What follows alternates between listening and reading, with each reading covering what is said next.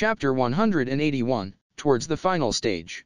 Sitting cross-legged, Moss had secured a position in the air overlooking the battle from above. His size was smaller than usual, it looked like a child around that age of 10. He achieved this by activating his unique skill collector. Its capability was highly versatile, and had practical application in almost every scenario. It was often used to create minuscule clones of himself to spread calamity everywhere, its primary being the reaping of life. This time though, he stopped at only using it to monitor the situation within each individual airship. However, good grief, looks like the strong ones are all concentrated at the flagship. How boring. If it's like this, there isn't a single person I can fight. What's this? It appears my fellow demon nobles are in a challenging fight. How enviable. However, that Kondo's quite a big shot. To make Carrera-sama get serious, and yet still fighting on par with her. He monitored every ongoing battle, recording them without negligence. After all, what he was collecting was intelligence. At the same time, he hadn't forgotten to transfer the collected intelligence over to Diablo.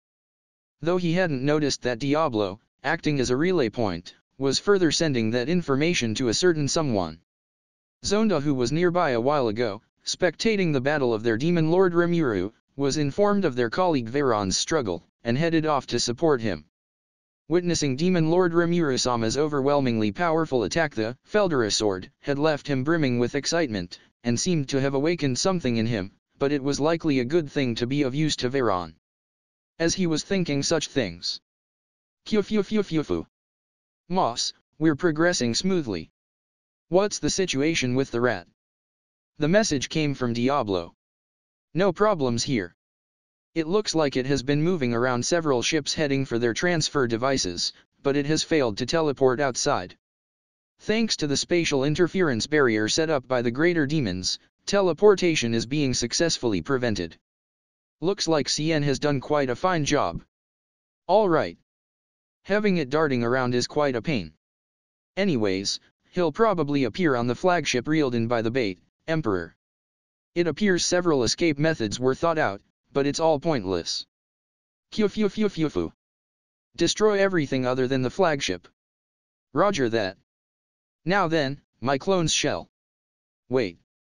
After hearing those words of insult towards Rimuru-sama, your boss seems to be raging. I think it's better if we left this to Testa. This would probably help her vent out some anger. What? Didn't you hear what I just said about the Emperor? Before the rat takes the bait, Emperor, we can't have the it killed. Well, it'll probably be alright. It's impossible for Testa to destroy that castle guard. However, I fear this may cause interference with surveillance of the rat. Please somehow calm her down, and help her regain her reason. What? You mean me? What the heck, just unreasonable. Yes, I mean you. Fu. I'm leaving this to you then. Ah, he hung up. No matter how you look at it, it seems Diablo-sama's no good at handling Testarossa-sama. Thinking so at the back of his mind, Moss let out a big sigh. Calm yet cruel. Even so, he was still lenient towards the other devil lords. However, towards Moss Master Testarossa, he seemed to actually act carefully. Well, there isn't any reason in particular, maybe it's just Moss' imagination. Changing his trail of thought with a good grief, Moss contacted Testarossa. He requested her to destroy all other airships apart from the flagship. Leave it to me. Let's teach them what happens when they dare insult Rimuru-sama. Feeling the surge of her anger, Moss' face stiffened. Wouldn't the rat be accidentally grilled as well? He was worried for an instant, but even if that did happen, there were no problems. He judged so, and began retrieving his clones. Apart from a small number left at the transfer devices of each vessel, all the other clones were retrieved successfully. At the same time, the battle on the decks had begun to reach their conclusions. Zonda, who had cheerfully headed off to offer his support, had helped Veyron by utilizing his ability to transform himself into a weapon. Right, as expected. Accepting the victory of his colleagues as the natural order of things, he returned to his own role of observing the rat. Incidentally, the remaining small amount of clones were ordered to continually obstruct the mages on board the ships to interfere with their defense magic. There was probably no need for that, but weakening the multi-layered barriers even a bit would act as support for Testarossa. Immediately after, the sound of a large explosion resounded. Around half of the remaining airships around the flagship, around 60 of them, had been raptured by a dragon of fire. TN means it's a dragon composed of fire rather than an actual fire dragon, so fire dragon may cause some confusion, especially with a certain scorch dragon around. This was due to the exceedingly high temperature of the wide area magic chain prominence. The airships whose defenses were weakened due to Moss's interference couldn't possibly resist, and were all burned to nothingness by the grand spell. Thus, excluding the 200 captured airships, only the flagship, which carried the Emperor, was left in the air. Moss had probed into the whereabouts of the rat, confirming that it had transferred aboard the flagship. At the same time, the teleportation magic formations of the captured airships had all been erased by his clones. All as per instructed. As such, the battle plan had moved on to its final phase. Ultima was purely enjoying her battle with Damrata. Their strengths rivaling each other, a victor couldn't be easily determined. Or so it seemed at first, but when it came to using magic, as a demon, she had complete mastery, enabling her to use it as she pleased. However, when it came to acquired ability, in terms of proficiency, she lagged behind Damrata by several steps. The quality of their mana was different, but when it came to the quantity of energy, she should have had the overwhelming advantage. And yet that Damrata, by focusing his attacks onto a single point, he had managed to offset all of Ultima's attacks. That being the case, a multi-pronged attack was attempted, but then multiple simultaneous attacks, all with equal strength, was initiated in retaliation. An alternative had activated on all of them, offsetting the attacks once more. His mastery was splendid, the very definition of model usage. However, Damrata was aware of the fact he had been backed into a corner. Unwilling to show off his hand, every time he played a card, he clearly felt Ultima taking it in, and growing stronger. This is bad. At this rate I'll definitely be defeated. That was the harsh reality. From a third party's point of view, they'd probably think their abilities are evenly matched. However, as it was currently balanced, as one side continued to grow, the scales would begin to tilt. And then, aha, I'm starting to get it now. TN, your daily reminder that Ultima's a bokuko/tomboy. Happily cried Ultima as 6 pairs of 12 individual pitch black wings spread out, and simultaneously commenced their attacks towards Damrata. An attack via the wings. It, unlike the unstable black flame whip up until now, it was a severe attack with refined strength. Damrata mustered his strength, and focused on subverting the attack. Did it. And after he felt relief for an instant. Poison lunge fist. The young lady, Ultima, had pierced through Damrata's abdomen. Her wrist clad in magic, the ultimate skill Poison King Samael was focused on the purple claws at her 5 fingers as it activated. Its strength easily broke through Damrata's defenses, giving her the grasp of victory. Ugh. Damrata started vomiting blood, and collapsed on the spot. However, still mustering his willpower. You idiot, that wasn't a lunge fist. It was a spear hand. But, the strike was flawless, well done. It could be called Bloody Bite, Crimson Serpent's Venomous Claws, perhaps, and, look at this guy. Spouting off Chiyuni attack name on his deathbed. And saying that much, he collapsed. Looking up towards the sky, he looked back at his entire life, and made a bitter smile with a hint of regret. Your Majesty. Damrata, this time may be my last. I am more than tired. Suppressing Justice King Michael from going out of control has its limits. When you think about this thoroughly, absolute justice isn't all that different from evil. A justice that everyone acknowledges doesn't exist after all. Therefore, while I'm still myself, I command you. Seek out he who can defeat me. If I lose this battle against Guy, there probably wouldn't be anyone left with the ability to suppress the berserking Justice King Michael. It pains me to ask you for this favor. It's vexing to be unable to keep my promise with Stellar Dragon King Veldanava, but that's something I'll go apologize to him about on the other side. This is an imperial order. Find someone who can defeat me, and destroy Justice King Michael. My sincere apologies. I was unable to fulfill your imperial order. Regret. However, there was also relief. To find someone who could kill his master, to Damrata it was agonizing. Guy wouldn't budge. That demon lord was obstinate about rules, he would never make a move out of his own volition. For that reason, after the emperor's decree was issued, Damrata had left the emperor's side and began his various activities around the world. He had found some candidates. Kogurasaka Yuuki and Demon Lord Rimuru. Their existences were the buds of chaos, but at the same time they were also the rays of hope. This battle had caused the decisive showdown against Guy to become an impossibility. At this point it was already impossible to rebuild themselves. Emperor Rudra no longer had the spare energy to wait for another opportunity. With his tenacious will, he had dominated and controlled the ultimate skill Justice King Michael. For Rudra who bore the flesh of man, it must have been a burden painful beyond imagination. However, Rudra had endured all the way till now. He was idealistic, he wanted to unite the world, he wanted to establish eternal peace. A dream where no conflict and poverty, where mankind would develop. When Rudra's sister Lucia first met Veldinava she made a promise, she had sworn to give it her all alongside Emperor Rudra to work towards establishing a unified country. However, that dream would end in failure. That being that case, they needed to stop the rampaging of the ultimate skill bestowed by the Stellar Dragon King, Veldinava, Justice King Michael. To be destroyed by the ability handed from a friend, it truly is the greatest irony. Before Rudra collapsed, Damrata had to fulfill the imperial decree, but it seemed he had failed in his duty. Defeated by Ultima, his life began to wane. However, he believed this wasn't a worst-case scenario. His Majesty, Rudra-sama, I wish for him to be killed, released. Can I ask that of you? Yeah, all right. I planned to kill him anyways. Hearing Ultima's reply, Damrata felt relieved, his heart was liberated as he felt at peace. Your offering is my soul. I will pass on all the techniques I've forged. Your Majesty, I'll be joining you now. Those were his last words. Damrata took his last breath and descended into eternal slumber. He who was the Prime Minister of the Nazca Kingdom, and the sworn friend of the unifying Emperor Rudranamal Nazca.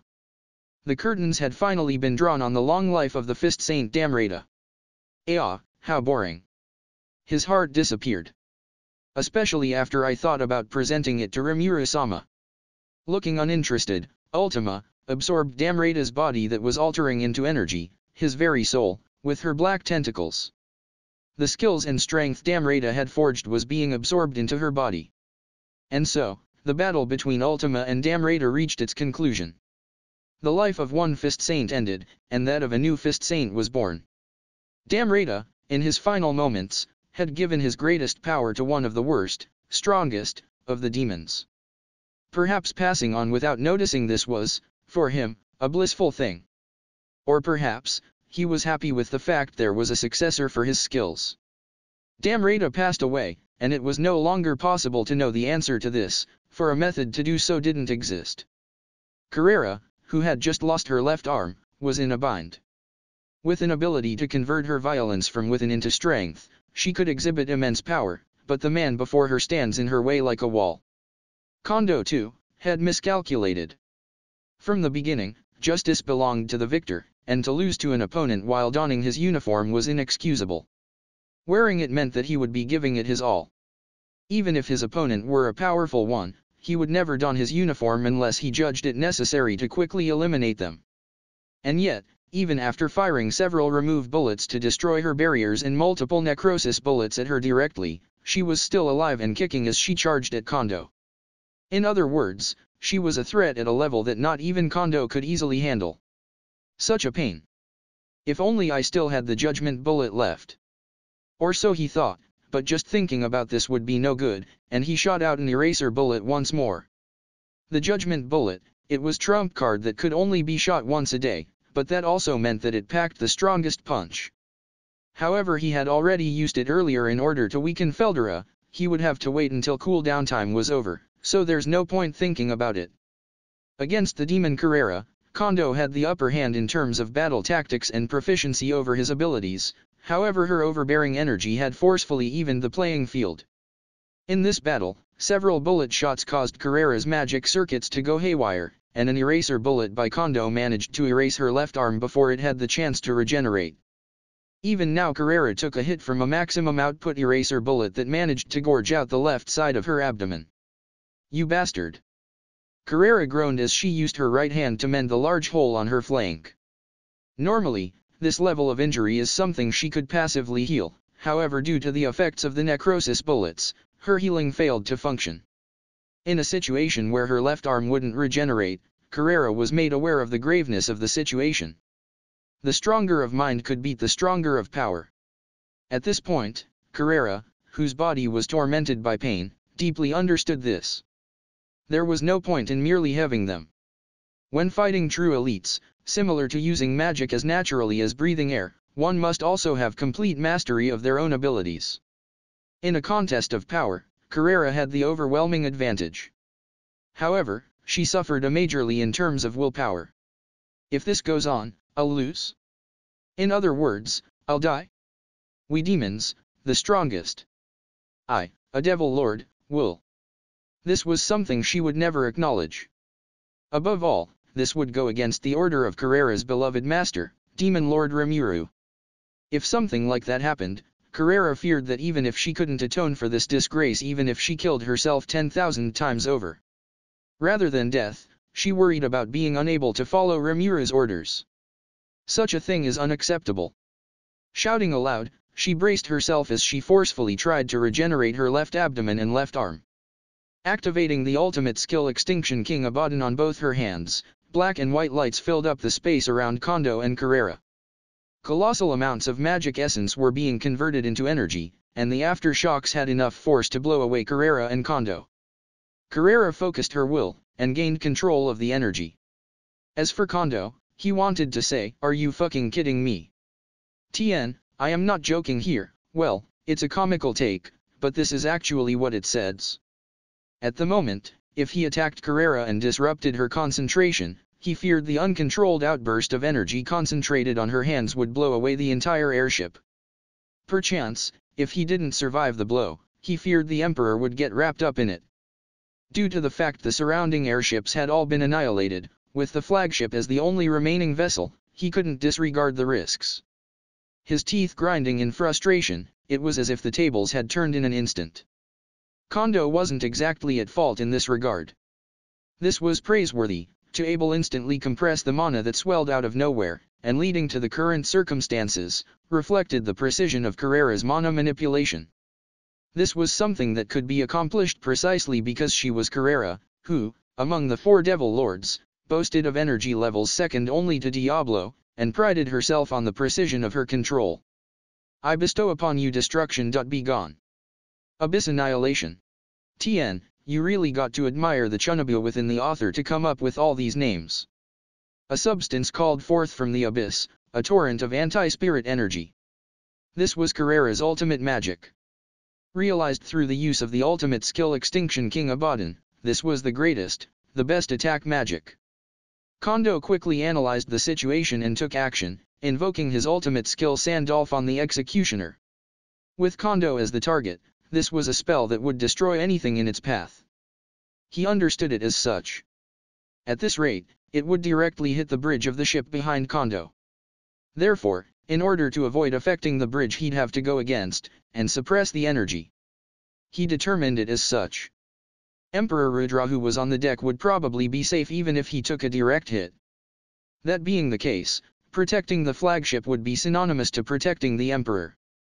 And thus, Kondo, making good use of Sandalphon, attempted to tackle the force of extinction, but Abyss Annihilation was Carrera's strongest magic, and its power was likewise excessively overwhelming.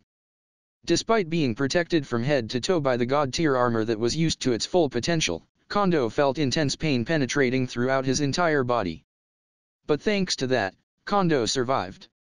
It was the result of protection from a god-tier armor on top of using Sandalphon the executioner. However, he wasn't unharmed. Wounded all over his body, he was in a state where he was barely standing. But, as a result of his actions, the bridge was splendidly protected. He was relieved. The battered Kondo turned towards Carrera. "You are unfair." He expressed his emotions for the first time. Carrera seemed satisfied with his words. "Ah, that's natural. We are of the strongest race after all. But are you not very unfair yourself?" She responded with a grin while laughing fearlessly. For Carrera, this was the greatest compliment. And then, she prepared herself vigilantly. Kondo was wounded all over. However, Carrera too had suffered heavier damage than how she appeared. While the two mutually acknowledged each other, they began mustering their last ounce of strength for the final showdown. If you find any errors, broken links, non-standard content, etc., please let us know so we can fix it as soon as possible. Chapter 182, The Entrusted Will. Kondo and Carrera. They remained standing with only will and pride. A will to never accept defeat in his uniform, and a pride in her demonic strength which forbade the same action. But in reality, both were in tatters. Kondo inducted the Abyss Annihilation, and successfully redirected the flow of energy. The next time, he would have been able to do this much more perfectly, and without damage to his body. But that time was definitely not now. To remain standing after a magic attack that was like the very incarnation of mayhem proved the sheer strength of his will. Albeit consequently, all his chakra, spirit energy, had been drained, and he didn't even have the strength to manifest a single bullet. In simpler terms, he had no power to fight back. It goes without saying that his guard was still up. But at the moment, he couldn't nullify even simple attacks, and the next direct hit would definitely spell his defeat. That was Kondo's situation. As for Carrera, her state wasn't unlike Kondo's. Both her arms were gone as a result of using Abyss Annihilation. Unable to properly control her energy from the effects of anti-spirit energy, the overwhelmingly adverse reaction disintegrated both her upper limbs. She left a strange picture, standing straight with no problems even though various parts of her body were missing. However, she was a spirit form. So, she would not fall no matter how battered her appearance was. From her 6 wings, only 2 remained, and held up her body. Even with her enormous reserves of remaining mana, she couldn't really make use of them since her magic circuits were destroyed. Regeneration would obviously take a lot of time, and she didn't have that time in the middle of battle. Yet, Carrera faced her foe, and prepared for the showdown. The ones watching over Carrera's face-off. These were Emperor Rudra, Major General XAM'd, and his subordinates, a few elite mages. Though the Emperor's defense was impregnable, the members of the bridge were not self-assured, and were busy maintaining the barriers from the deck to the upper levels. The reason being, every other airship had fallen, and this ship was their lifeline. They had attempted to contact home for reinforcements, but communications were cut off by some kind of signal jamming. This was obviously the work of the greater demons that surrounded them, and they suspected that teleportation magic had also been jammed. Their escape from this ship had been blocked, and retreating towards the ships floating on the ocean also seemed hopeless. Under those circumstances, protecting this ship was the best course of action. However, XAM'd Kaka, if that impossibly destructive power from just now hit us, we wouldn't stand a chance. Kaka is honorific like Sama. One of the elite mages reported to XAM'd. Which one do you mean? XAM'd wanted to comment. Because every one of the demon's attacks were just ridiculous. But, XAM'd knew what the mage meant. It was probably the one shot by Demon Lord Rimuru who was pitted against Scorched Dragon Velgrand. The magic attack from the demon that First Lieutenant Kondo was fighting, or the spear attack from that butler demon seemed out of this world, but the one by the Demon Lord had such fearsome power that it seemed out of this very reality. Being an elite mage himself, XAM'd instinctively understood that this attack simply broke the laws of this world and surpassed reality. The other attacks were similarly very strong attacks, but this attack just neglected reason. Don't say it. We can only fulfill our assigned duties now. With an unyielding spirit, XAM'd encouraged his subordinate. They would protect the Emperor, and escape from this area. Then, they would meet up with the reinforcements who were on their way, and ameliorate their conditions. He understood how unrealistic the prospects for this plan was, but there was no other option. This was their only plan, there was no plan B. And now, in front of this troubled XAMD, a single man appeared. As if returning in the utmost urgency, his breathing was hoarse. His armor appeared damaged in many parts, as if he had just survived an intense battle. The Emperor, is he all right? XAMD recognized the man as the Beast Corps captain, Gradam. It was slightly dirty, but he could never mistake the brilliance of that god-tier armor. His worry must have been the result of fatigue from enduring battle. Oh, Gradam Dano. You were alive. XAMD knew about the great mana released below, which had initiated the Beast Corps' battle with the demons. When those demons were later heading up towards them, he had given up on any chance of Gradam's survival. Among the countless fallen allies, a single survivor was a happy misprediction. Yes, somehow. I was conceited thinking I was that best, the enemy truly is strong. Not your fault. Their strength is far beyond our estimated energy calculations. They may have multiple demon nobles. On top of that, they were ones at the higher echelons. The one that Lieutenant Kondo Dano is in battle with right now must be one of the best too. I could say the same about the one I fought. I just barely managed to escape using the transfer device. Death is an honorable end for any soldier, and I believe it true for myself. But, I couldn't rest in peace without making sure the Emperor was safe. I must at least take my liege to safety. Indeed. Still, what can we even do now? Don't give in. If I protect the Emperor, can you move this ship at full speed?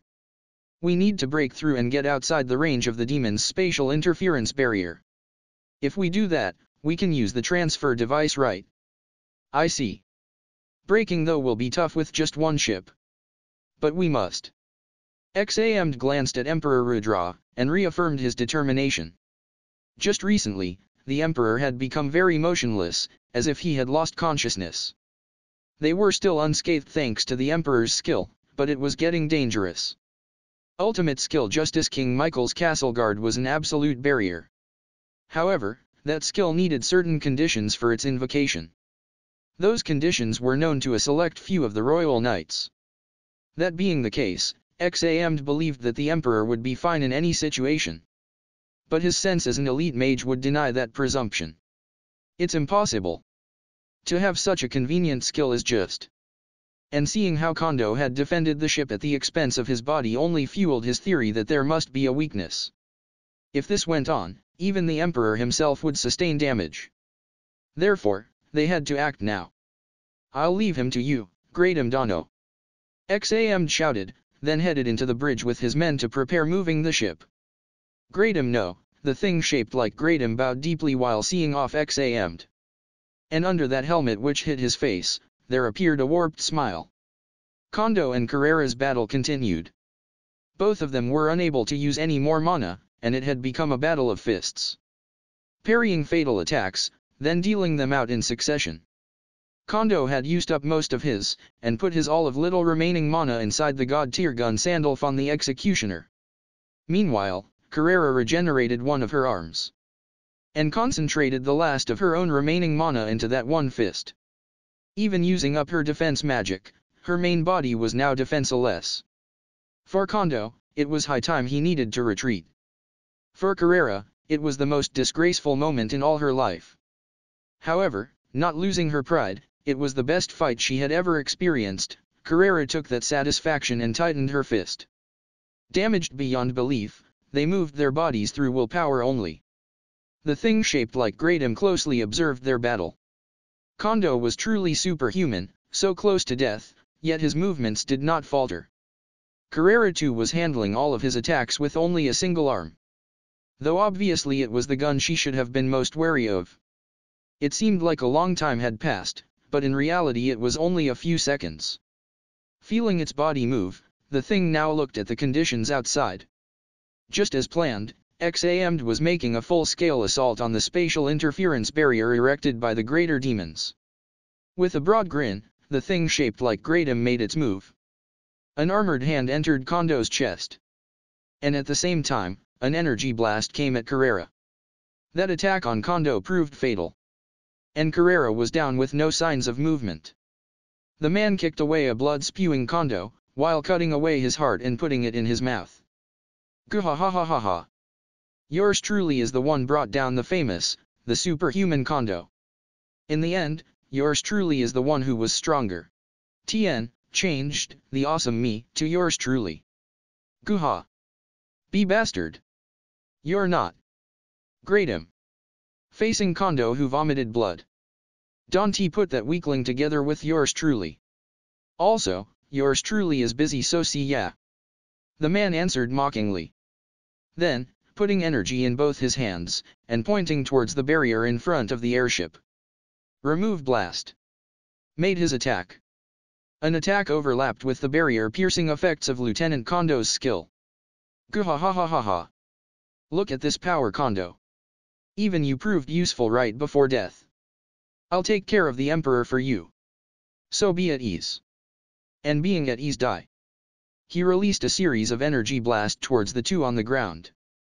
Then, returned to the ship in a hurry. He wanted to confirm their deaths, but the other demons were heading over. And more importantly, the barrier would likely be repaired very soon. His first priority was escape, and confirming their deaths was secondary. The thing shaped like Gratum quickly entered the bridge, and erased his presence. Kondo closed his hazy eyes, and lay on the ground. This was his end, his body had given out. Pathetic. He spoke at himself. In the end, he had accomplished nothing. He could neither protect his homeland, nor his promise with the Emperor. Become my friend, Tatsuya. Ah. I couldn't even fulfill my promise to you. I couldn't bear your suffering, nor could I ease your pain. I couldn't do anything. I couldn't even fulfill my promise of releasing you in the end. I requested this of Damrata, and I will also request it of you, Tatsuya. If I ever show signs of breaking, kill me without hesitation, I allow it. You must never let the Justice King break loose. That thing probably sees everything in this world as evil. This mad world that took away Lucia, and the creator Veldinava. Returning all to none, it probably believes that those two would return if we started back again from zero. Hey Tatsuya. I reincarnated. I still remember you. I'm fine. I can still handle it. This time, we'll definitely defeat Guy. Recently, the military affairs are being handled without me involved. Take care of me when the madness starts, okay? Justice King Michael won't stop at just civilization, it will definitely destroy everything in this world. Conversations with the Emperor of days long past flashed across his mind. The Emperor who had stopped Kondo from killing himself in this world after failing his nation, the man who became his friend. Repeatedly reincarnating to the point of exhausting his control over Justice King Michael, the man still displayed the aura of a ruler. The boy called Yuuki, who Damrata had brought along, seemed unreliable. Or rather, dangerous. Like himself, the boy also hid a deep darkness in his heart. If it was before the Emperor was weakened, maybe he would have shown a light on the boy's heart. But that was impossible for the Emperor of present. That being the case, Kondo took that task upon himself and eliminated the boy. To avoid unnecessary trouble, and to erase any seeds of disaster. Even then, here he was, rotting away without holding up his promise to stop the Emperor. He grieved in his regrets. All the failures were the result of underestimating Demon Lord Rimuru. He should have followed his gut feeling, and stopped the Emperor's sortie. Capturing Feldera had put him at ease. It was probably right then that the Justice King took control from the Emperor. It was his failure. One that he couldn't take back anymore. Hey, enough sleeping. Get back up and fight me. Kondo heard a voice calling out to him. Slightly opening his eyes, he saw an unhappy Carrera looking back. Beautiful golden hair, a dazzling beauty. And also, the demon he was fighting to the death. Don't be unreasonable. I'm dying here, obviously I can't fight. Ah? But there was no finisher. That just isn't right. Foo. A finisher, huh? You're right. As I thought. You're unfair. Doubting if it reached her, hearing Carrera's words, Kondo had a weak chuckle. Even though Carrera herself had sustained almost fatal damage with the previous surprise attack. Kondo couldn't help but smile at the thought. He attempted to get up, and failed. Pathetic. I guess, I can't do anything now. Compared to him, the demon was free in the purest sense. Am I jealous? I have a request. Please kill Emperor. This gun. What am I doing? I can't leave this to a demon. Tien, he says I with or now. But, my consciousness is fleeting. As a saint, Kondo's body was the crystallization of energy, but now his central core had been stolen. Well, if he was in better health, he could restore the core, but it was impossible now. He felt himself grinding away from his extremities. In fact, because his willpower and chakra had been exhausted, the destruction speed was considerably slowed down. It was completely impossible to recover now, that was his self-analysis. How boring. I finally had a good fight, but this is not fun at all. I'll kill that intruder. I guess I can kill the Emperor too on the way. Yuri so slow. Where's the offering? You want to make a deal with a demon, you need a contract. Watching the fidgeting Carrera, Kondo couldn't hold back a smile. It was a pleasant feeling. This demon, the enemy. Her shyly fidgeting figure. Everything, even my soul. I'll hand over also. Please. With the last of his will, Kondo opened his eyes, and looked at Carrera with all his strength. He could no longer form words. Thinking his will was properly entrusted may have just been his daydreaming. Even so. He bet his last hopes on this pathetic salvation. Trusting a demon, he would have never imagined it. Thine request, we shall accept it. On the name of Menace Lord Carrera, this contract has been sealed. Thine wish shall surely be granted. Carrera declared in a dignified manner. Kondo smiled at her words, and using the last of his strength, handed his gun to Carrera. The brilliantly shining god-tier gun. As soon as she accepted it, Kondo's body burst into light and was absorbed by Carrera. Tien, ahem if I may, this right here is an eternal ship. They're together forever now. However, even though she received his chakra, she didn't get his nucleic heart. She knew. For humans on the level of saints, even if their soul was captured, their nucleic heart would not.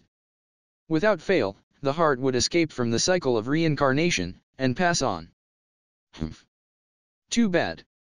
It's been a while since I fought someone with a bit of backbone. Carrera now focused her attention on the gun.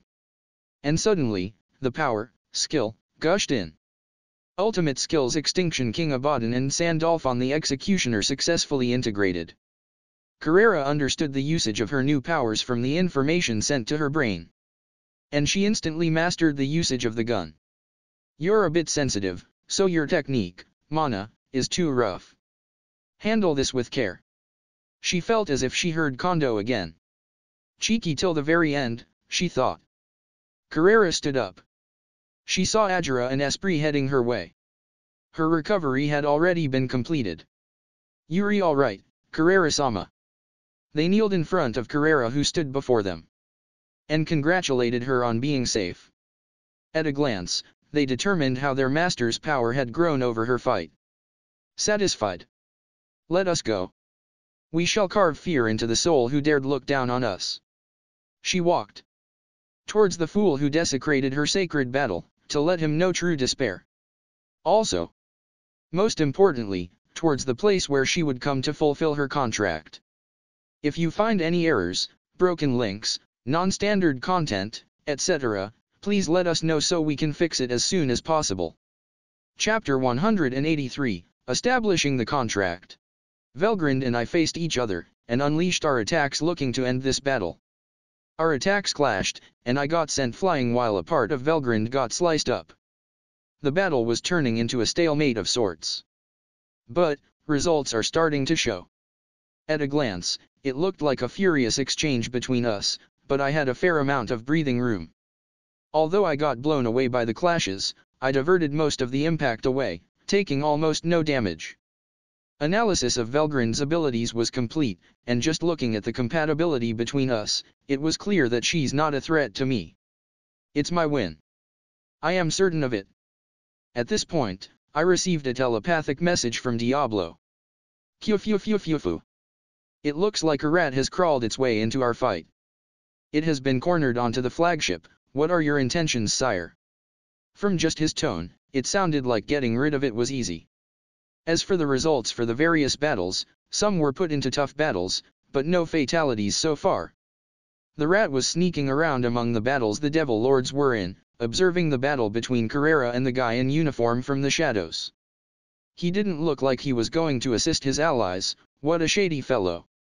Also, it seems like he ate one of his dead comrades. Looks like he had an ability of the consumption type. So, was his aim the man in uniform?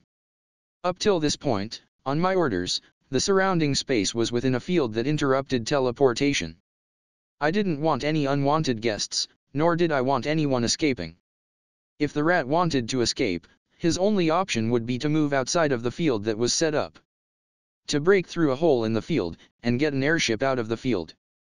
Then teleporting away from there. Therefore, his destination must be safe spot, which also means that's where his allies would be. Should I round up all of them, or get rid of the rat now? Someone who moves around stealthily, Yuuki may be involved. If I got rid of the rat, the link to whoever is behind the scenes would be cut off. If the Emperor is eliminated, the Empire will fall into chaos. Which also meant, other factions could take advantage of the situation and grow larger. In any case, I shall set a trap for the rat. It would be best if it takes the bait, Emperor, and I get to reel them all in. Although I have no way to confirm who is behind all this currently, it's a good idea to cut the threat at its roots. Let the rat scurry for now. It's probably trying to escape via teleportation, so I want to know its destination. After we come into contact with whoever is pulling the strings, we eliminate them. Put priority into finding out who is behind this. Understood. To get all who are involved, including the rat, in one fell swoop. I gave the orders to Diablo, with such thoughts. Even as I was communicating with Diablo, the battle with Velgrund was still going on. With support from Wisdom Lord Raphael, communication was easily possible as I still had lots of breathing room. Even I was impressed at the current situation. All of Velgrund's attacks were nullified with the absolute defense of Covenant King Uriel. In comparison, my attacks using the Feldera sword looked like they were doing damage as though it was ignoring any defenses on Velgrund's large body. The situation looked favorable for me, and seemed it would be difficult to overturn. Velgrund reverted from dragon, back to her human form. As expected, it looked like it was hard to fully defend with that large body. If the aim was to improve her defenses, changing to her human form was a good choice. But, that meant her offense would drop significantly. Although there was no change in ability, the amount of base energy that was at her disposal was now limited. But well. To me, since all attacks are blocked anyway, there's no doubt that she would be more of a pain to deal with in her human form. As expected of Feldera's elder sister, she was a beauty with azure blue hair. Having difficulty pointing my sword at that was also one of the reasons.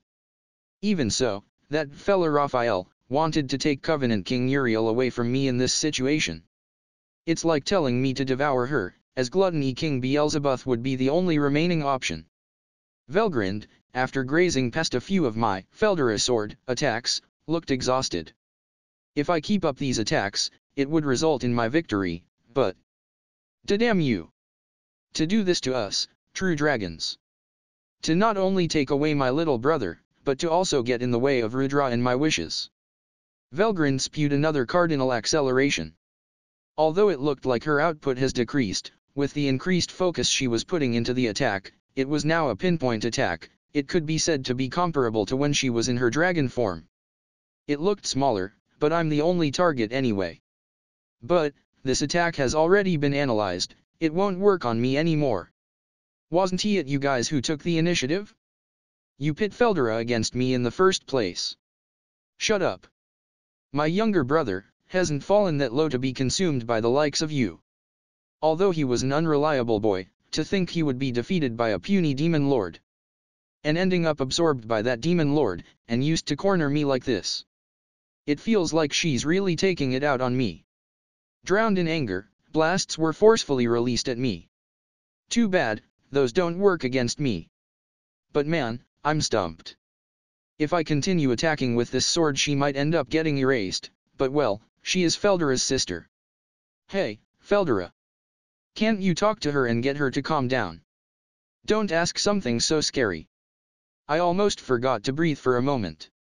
It's impossible for me to nonchalantly talk to her now, since she's actually angry for me. If she found out I was cooperating with you, and am totally alive and all. Right.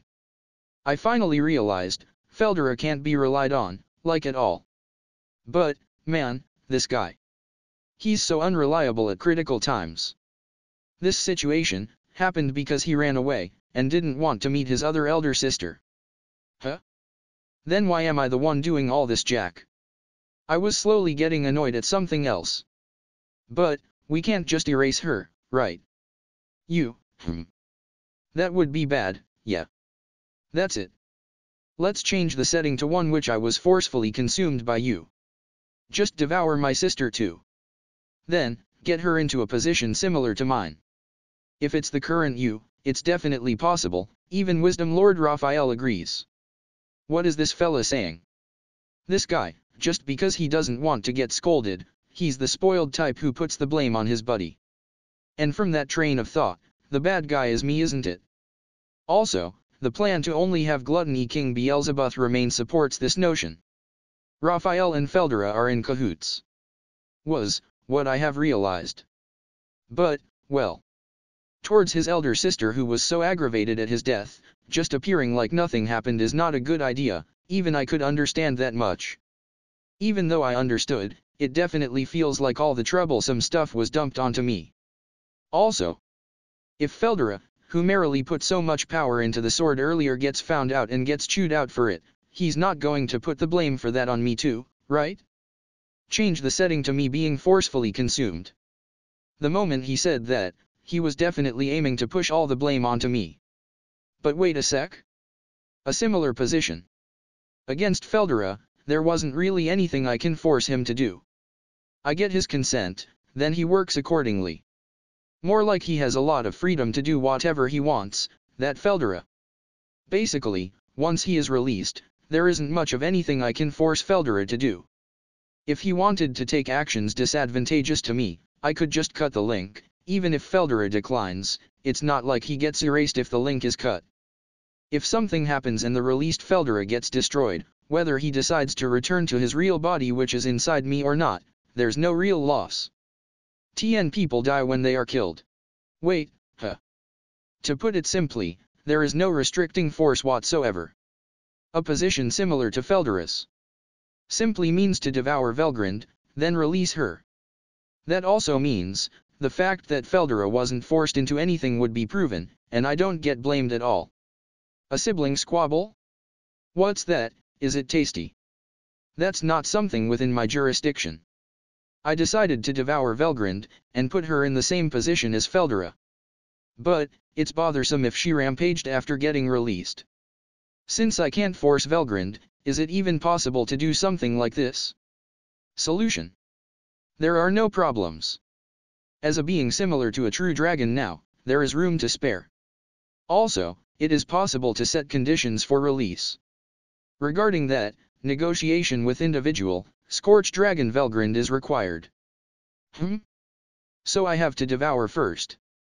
Then, set conditions when turning her into another ability? In the worst case, if Velgrind declines, I could just isolate her inside my stomach without turning her into an ability.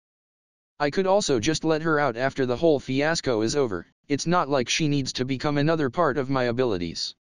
After my ascension into something similar to a true dragon, I can feel my stats have definitely increased, there should be no problems isolating a Velgrind or two inside me. The objective was decided. Now to get to work. Whatever the case, gotta get rid of the threats. I'm not going to let you do something like this again. Velgrind, time for you to repent a little. Screw you, like hell I'm going down without a fight. The fierce battle with Velgrind continued. Holy crap, she's fast. It's gonna be a real pain to capture her. She's supposed to have less power in her human form, but the battle isn't getting any easier. Even then, using Covenant King Uriel, I cut her movements off with Insulated Prison. Through that, I managed to finally capture her. You bastard, fuck you. Let me out, release me. Velgrind was rampaging. And the suspicious figure moving towards that pretty lady, was me. If my appearance was that if a slime, this would totally be a crime. But then again, my current form is that of a 16-year-oldish bishoujo, this set a different kind of mood. TN, slime RP. Wait. It's YR instead. Can't help that. Gotta get rid of threats. I put my hand in contact with Velgrind, and devoured her body all at once. With the feel of isolating the aggressive energy, it was concluded with no problems. But, as expected of a true dragon, there was difficulty in fully isolating her, even after fully consuming her body. She was rampaging non-stop, even though she was surrounded with insulated prison, it felt as though my body was going to be burnt asunder. I had immunity to heat, so being able to feel heat at this point showed how bad this was. Although there was no damage, if I were to lose mentally now, it feels like I would be utterly fried. Right now, this was a battle of wills. I am not as naive as my little brother, you dirtbag. Also, Rudra is going to come to my aid any moment now. This is the end for you, Demon Lord Rimuru. Nope, not happening. The situation looked like it was checkmate for the Empire. The airship which Rudra is on was attempting to escape. But from what I can tell, the Emperor Rudra you just talked about is leaving you behind and trying to escape. Bullshit. Rudra is invincible as long as I'm still around. There's no way he's running. Velgrind's attempt to belittle me failed terribly, as she has now noticed the airship was increasing its speed in attempting to leave. That can't be. Why? Why are you leaving me behind? Rudra. And then, she closed her eyes as though she had finally realized something. Moments later, all resistance against my devouring disappeared. Velgrind stopped resisting, and was now motionless inside my stomach. I see now. You have already broken, haven't you? Rudra. Only that murmur seeped out. Velgrind finally calmed down.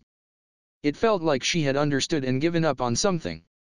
It looked like she had no intention to resist, but I can't just absorb her as she is now. Gotta negotiate with her first. But she now looked so despondent, it felt difficult to strike a conversation. Oi, do what you want with me. I admit defeat, and will not resist. But, you better be prepared to have killed my little brother, and now me too. Our elder sister, Veltsard, will never forgive you. Right. About that. What? You got something you wanna ask? But, too bad for you. I have no idea how to stop the impending angel attack. Even if I did know something, I have no obligation to tell you anything. Well, that's not it. To me, who was kind of flustered, Velgrind was rushing me to finish absorbing her.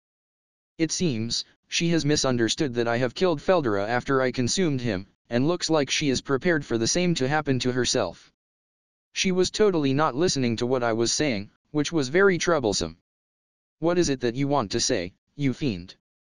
Now that Rudra is broken, there's no meaning in my existence. I'm telling you to consume me or do whatever the hell you want to. Velgrind got mad at me. She seems to be fairly short-tempered. Honestly, she's scary. I now kinda understood why Feldera had trouble with her. It looks like you are misunderstanding something. Feldera is still alive. Why would I kill my friend in the first place? You need to listen to what I have to say first. What? After what felt like a long explanation, which in fact only took a few seconds in real time, Velgrind finally understood the situation. By the way, during that period of time, Feldera was completely silent. Looks like he's still pushing all the responsibility onto me. Feeling exhausted, I continued the negotiation. And so, if she was cooperative, I intended to let her have the same amount of freedom Feldera has. If not, then I'll only release her after everything is over. Velgrind turned silent for a short while. It looked like she was thinking about it. Then slowly opening her mouth. I have a condition. It's more of a favor than a condition. Mind hearing me out? She said to me. I kind of expected this. Looking at the flow of the situation, I decided to listen to what Velgrind had to say. Velgrind's favor was, as expected, related to Emperor Rudra. After apologizing for making the first move, Velgrind began her explanation. Emperor Rudra was slowly deteriorating because of the influence of ultimate skill Justice King Michael that he wielded, and was reaching his end. Which is why he was so fixated on gaining the victory against Guy this final time. It was also why he went to such lengths in preparation. But that also meant he ended up being lax in his judgment somewhat, as he overlooked my rise to power, which became bad luck, and ended up causing all of his plans to fall apart. Back to the point, considering the Emperor's abilities, he was invincible as long as Velgrind was close by, so he had no need to escape. Seeing that he seemed to have forgotten this fact, proved that Rudra has reached the point of no return.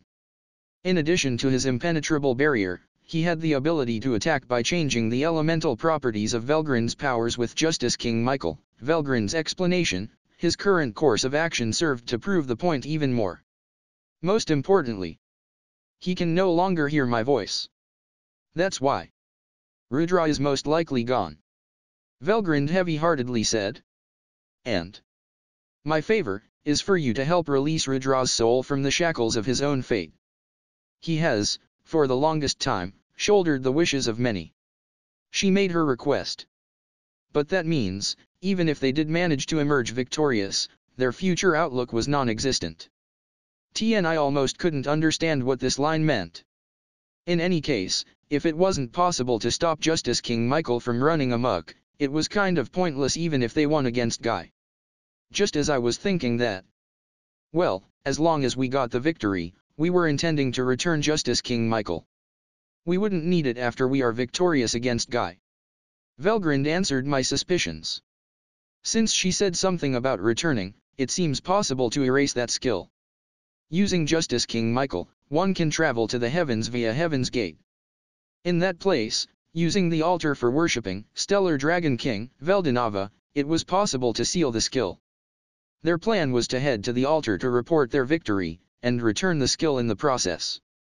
Ultimate skill Justice King Michael belonged to Stellar Dragon King Veldinava in the first place.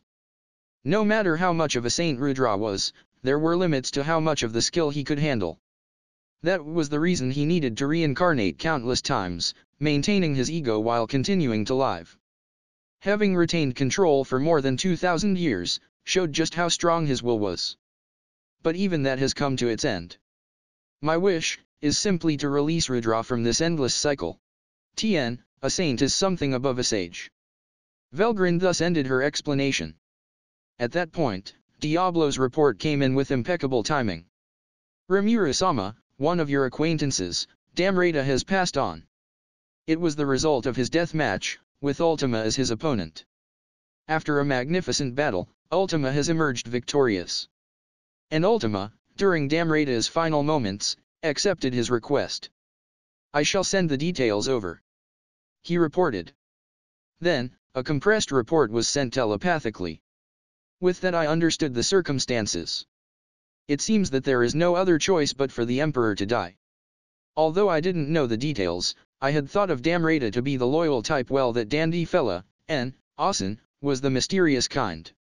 Here I thought his loyalties lied with Yuuki, but it seems I was mistaken, he too wished for the Emperor's death. Then, there's the stuff I just heard from Velgrind. The Emperor who was exalted, Compared to his past achievements, I thought his current condition was more important. While I was musing over such matters, Rimuru-sama, the battle between Carrera and the man in uniform has concluded. Due to my lack of action, the rat managed to butt in. Did it escape? No, I have its whereabouts. Moss attached a tracker onto it, it will not escape even if it teleports. It is lamentable, however, as it spoiled the results of the duel between Carrera and the man in uniform.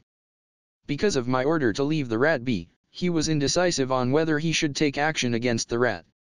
As a result, Moss managed to neutralize the rat's attack. On the surface it looked like there wasn't much impact on Carrera or the man in uniform. But, despite both sides being injured all over, their duel was brought to a halt as a result. This rat is unforgivable. Plus, Carrera accepted the request of the man in uniform too, which was also to end Rudra's life. Since it has been accepted, it shall be done. I resolved myself firmly.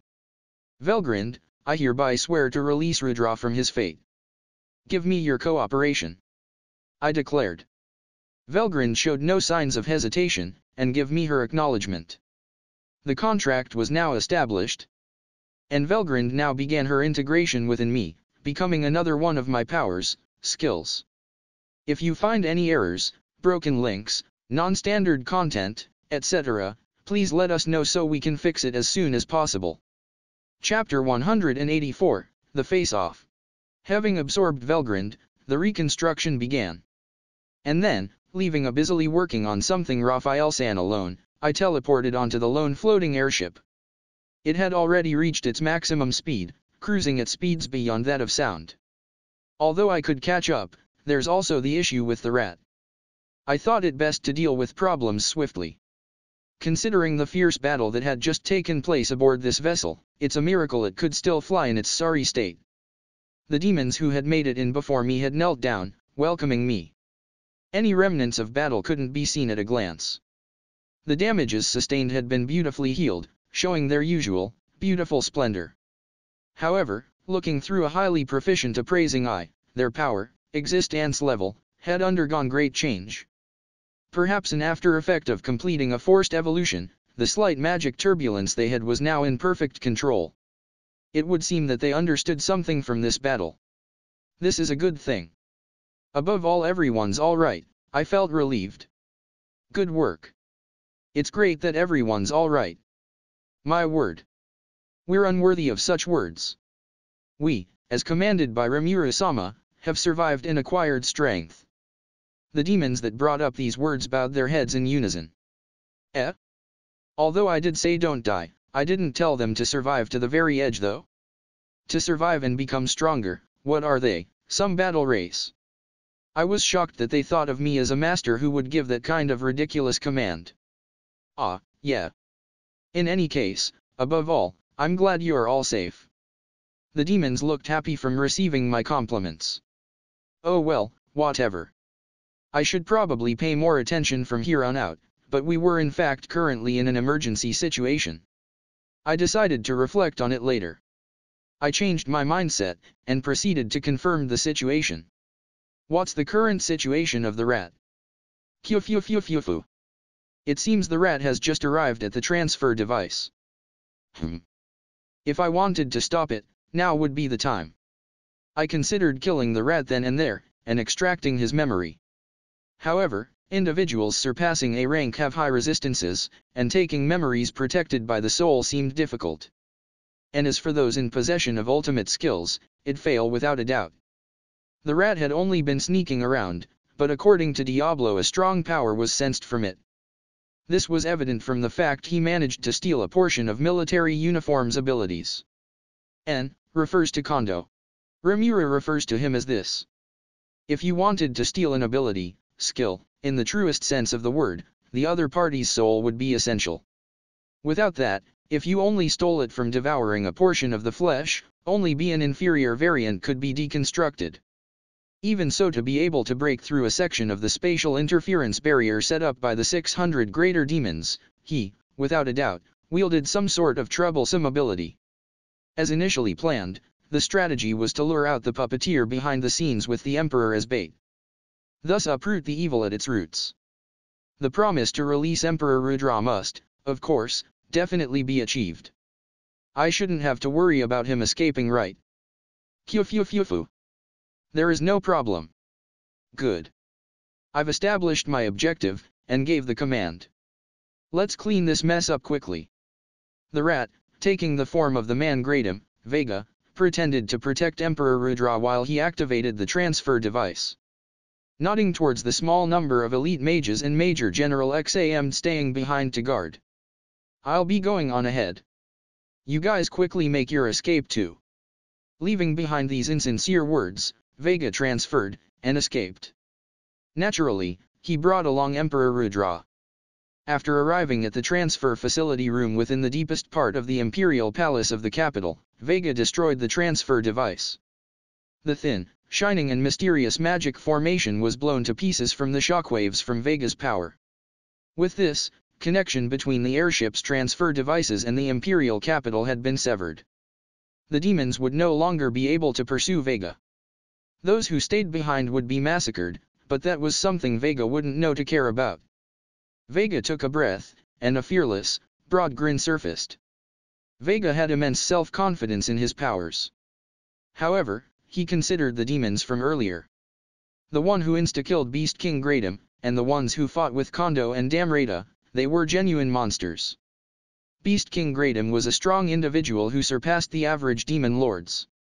However, Vega didn't think he'd lose to him, and if they actually fought, he was confident in his chances of winning. However, those monsters easily surpassed Vega, who had reached the upper limits of human strength as a sage. Fuck em. Just fuck em to bits. Yours truly will get much stronger. Just you watch. Although his head was fuming to the point he felt welled up with seething wrath, having suppressed his anger, he had brought the Emperor to the designated location as initially commanded. You sure took your time, Vega. Is Emperor Rudra alright? On the throne. A chair that only the Emperor was permitted to sit on, a young boy sat on it with a relaxed look. He called out to Vega, who had just arrived, with a light-hearted tone. Black hair and black eyes, a native Japanese look. He was someone who should have been exterminated by Kondo, Kagurazaka Yuaki. TN, that's one FER I didn't miss. N, I don't get the Yuaki hate, he's an awesome villain. And standing behind him was a stoic-faced beauty. But contrary to her appearance, she was the strongest hero, Chloe Obel. Chloe was probably unwilling, as she unresponsively stood there with an uninterested look. Acting per her contract, she left an impression of indifference. He's okay. Although his head had a few screws loose. However, that demon Lord Rimuru sure is a monster. That guy shut me down big time. By the way, are things all right here? The coup d'état was suppressed or something, I heard from Gradam and the others. So you're all right. Do I look like I'm all right? I was in some serious shit over here, you know. I'd requested Chloe here to resurrect me on the off chance I died. Thanks to that I barely made it alive, but I actually did die. Well, thanks to that, the remaining wishes, commands, left on Chloe has dropped to 1. It's all that Kondo and Damrata's fault. Be it Damrata or Kondo, them hiding their true strength was seriously annoying. Yuaki explained to Vega with exaggerated gestures. While he continued on with his tale, suddenly, he fixated his gaze on Vega. "Ah man, Vega. Dude, you're being tracked, aren't you?" While letting out a sigh, he lamented. And then, holding his hand over Vega's back. Eraser shot. With a single hit, he eliminated Moss's clone who was performing reconnaissance on Vega. The tiny fist-sized demon, forcefully split in half, was destroyed without being able to resist. That was a close one. A little more and they would have arrived at this place in hot pursuit. Or rather, it seems Rimuru-san's subordinates are all horrifyingly excellent for no apparent reason. We got careless for a bit there, didn't we? Vega, get your act together. Why yeah. I got careless there, my bad. Yuaki shrugged his shoulders. Vega also looked as if he was scowling. However, in reality he wasn't reflecting at all. In fact, he didn't notice it at the time since he was so wrapped up, but he felt his pride was trampled all over, he was furious to his very core. There was no room for reflecting. Quite the annoyance, it seems one must not be careless with Rimuru's subordinates. Yuaki moved to a different location. Bringing Vega and Chloe along, he moved with transfer magic. At the capital's outskirts, this was where corpses were organized. The location where Velgrind entrapped and delivered pain to the mixed core in the Crimson Purge, this was where the corpses of the elites directly under Yuaki lay. The fires of purgatory that wouldn't clear up no matter what, after some time, had began to weaken, and had just finally extinguished. Naturally, they looked like how they were moments before death, it looked as if they hardly managed to perform their duty. The Royal Knights number 11 and below that remained in the Imperial capital, had been prepared as the raw materials for Armageddon, summoning the angel army. If it is merely summoned, an angel isn't a threat. Their average combat potential was only around a B+ rank. Although, generally since summoned greater demons were a rank, they were sufficiently threatening to a human country. Although they'd fall short against an elite demon lord, a force of over 1 million B+ ranks would be more than sufficient. But, that's only considering the case of facing a human nation. While there was no problem against an older demon lord class, the current members of Octogram were on a completely different scale in terms of quality. Therefore this time, for the first time, Yuuki decided to try and incarnate the angels using Emperor Rudra. Up until now, this execution was a taboo, but considering the fact he'd lost half his mind at this point, he could be tempted to put Justice King Michael's proposal was into action. The living and the dead, in order to determine the difference, both have been prepared. This place also clicked well with Yuuki's objectives. It served the purpose of cutting off pursuers, and as they had erased that tracking clone, now they felt safer. Vega comprehended Yuuki's actions, and just as he was thinking that, "What is this place? What happened to the battle?" Emperor Rudra, who was in a dazed state up until now, opened his mouth. While he was only half conscious, it seemed that he would be awakened before long. Although a bit earlier than planned, Yuuki decided to move his plan to the next phase. Yuuki gave Vega a wink, as he and Chloe hid themselves. Seeing that, Vega understood Yuuki's intentions. This was one of several predetermined patterns. Understanding this, he quickly kneeled, and faced the Emperor. While accidents piled up, this was still within expectations. Without any changes, they'll be using the special skill of Emperor Rudra's ultimate skill, Justice King Michael, and use Armageddon. This was Vega's predetermined role. Yuuki was relieved that Vega understood. That guy, I was anxious that he'd forget since he's an idiot after all. Contrary to his beliefs, Vega too had been equipped with the thing called brains. Albeit boastful of his strength, when he thought about it he only recalled a few individuals whose strength exceeded Vega's. I could think of a few, like Rimura's entire entourage. In any case, he heaved a sigh of seeing that the strategy was going well.